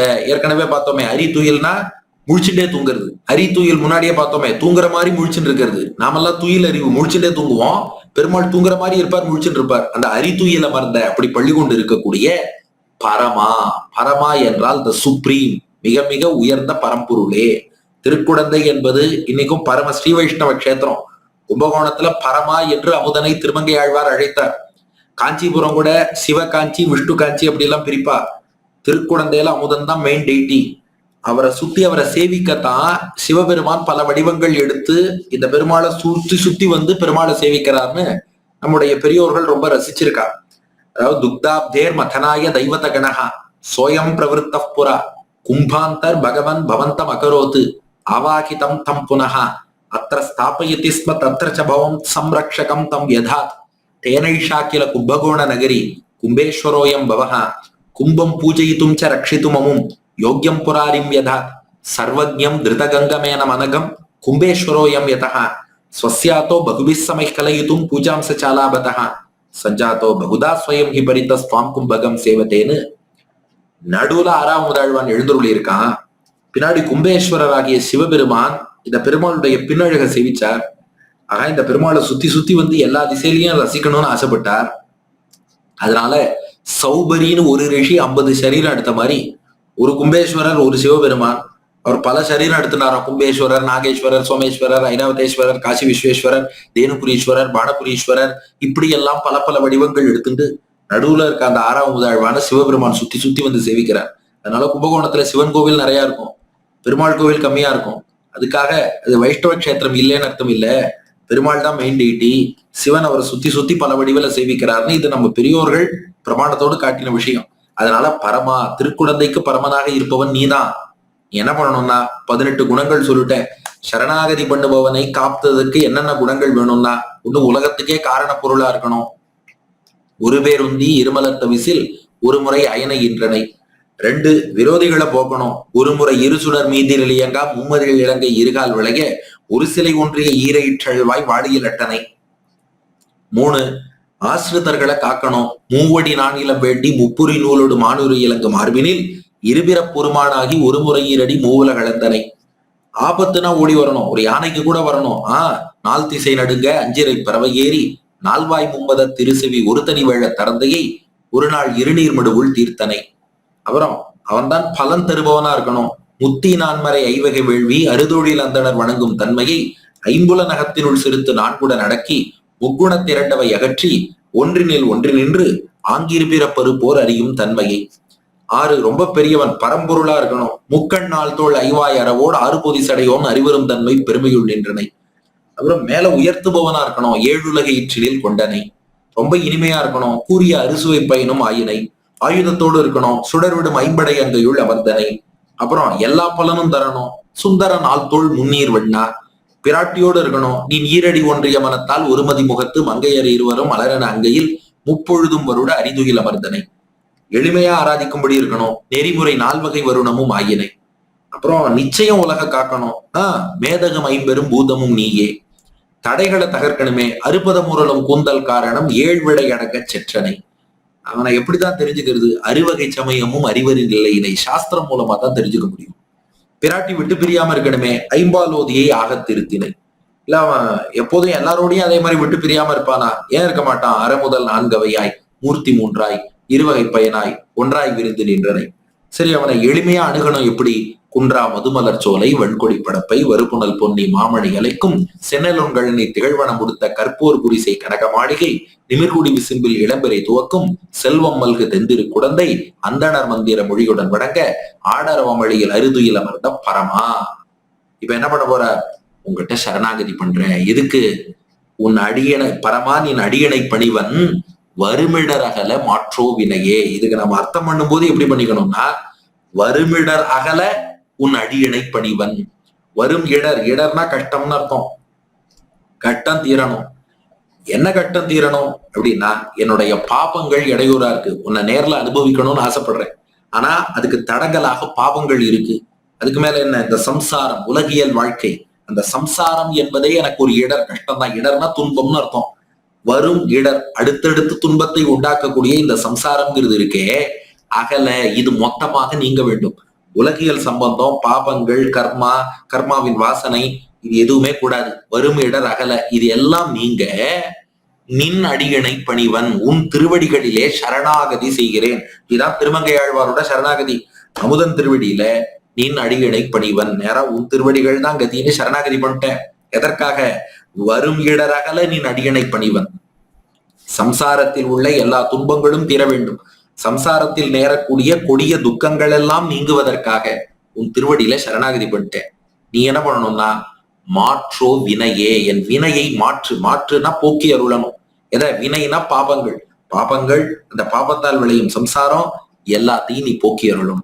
ஆகையினால வரும் இடர் அகல, சம்சாரத்தில் நேரக்கூடிய துக்கங்கள் நீங்க நின் அடியனை பணிவன் உன் திருவடியில சரணாகதி பண்றேன். நீ என்ன பண்ணணும்னா, மாற்றோ வினையே, என்னுடைய வினைகளை மாற்றி போக்கி நீதான் அடியனுக்கு அனுகிரகம் பண்ணணும் என்று எம்பெருமான் திருவடிகள்ல திருமங்கையாழ்வார் சரணாகதி பண்றார். அப்படியே ஸ்ரீமன் நாராயண சரணோ சரணம் பிரபத்தியே, உன் திருவடியில சரணாகதி பண்ணிட்டேன். நீ என்ன பண்ணணும்? உனக்கு கைங்கரியம் பண்ணணும். ஸ்ரீமத்தே நாராயணாய நமகான்னு உன் ஆனந்தத்துக்காகவே அடியன் கைங்கரியம் பண்ணணும். அதனால வரும் இடர் அகல, இந்த இடர்களாகிய சம்சாரம் எல்லாம் நீங்கும்படி மாற்றோ வினையே, என் வினைகள் பாபங்கள் எல்லாத்தையும் போக்கி கொடு, நீ அடியனை பணிவன் சரணாகதி பண்றார். நாமும் அப்படியே அமுதன் திருவடிகளிலும் ஆழ்வார் திருவடிகளிலும் சரணாகதி செய்து அவர்களுக்கு பல்லாண்டு பாடி இத்தோடு இந்த உபன்யாசத்தை ஜிஆர் சுவாமிக்கும் அடியனுடைய கிருத்தஜ்ஞத்தையை தெரிவித்துக் கொண்டு கேட்ட உங்கள் பொறுமைக்கும் பல்லாண்டு பாடி அடியேனும் நிறைவு செய்கிறேன். இடங்கொண்ட நெஞ்சத்து இடங்கி கிடப்பன என்றும் பொன்னி தடங்கொண்ட தாமரை சூழும் மலர்ந்த தன்பூங் குடந்தை விடங்கொண்ட வெண்பல் கருந்துத்தி செங்கண் தழலுமிழ்வாய் படங்கொண்ட பாம்பனை பள்ளி கொண்டான் திருப்பாதங்களே. திருமங்கையாழ்வார் திருவடிகளே சரணம். பற்பமெனத்திகள் பைங்கழலும் தன் பல்லவமே விரலும். பற்பமென திகழ் பைங்கழலும் தன் பல்லவமே விரலும். பாவனமாகிய பைந்துவராடை பதிந்த மருங்கழகோ. பாவனமாகிய பைந்துவராடை பதிந்த மருங்கழகும். முப்புறமும் முப்புரி நூலோடு முன் கையில் ஏந்திய முக்கோல் தன்னழகும் எப்பொழுதும் யதிராசன் வடிவழகு என் இதயத்துள்ளதால் இல்லை எனக்கெதிர் இல்லை எனக்கெதிர் இல்லை எனக்கெதிரே இல்லை எனக்கெதிர் இல்லை எனக்கெதிர் இல்லை எனக்கெதிரே இல்லை எனக்கெதிரே இல்லை எனக்கெதிரே இல்லை எனக்கெதிரே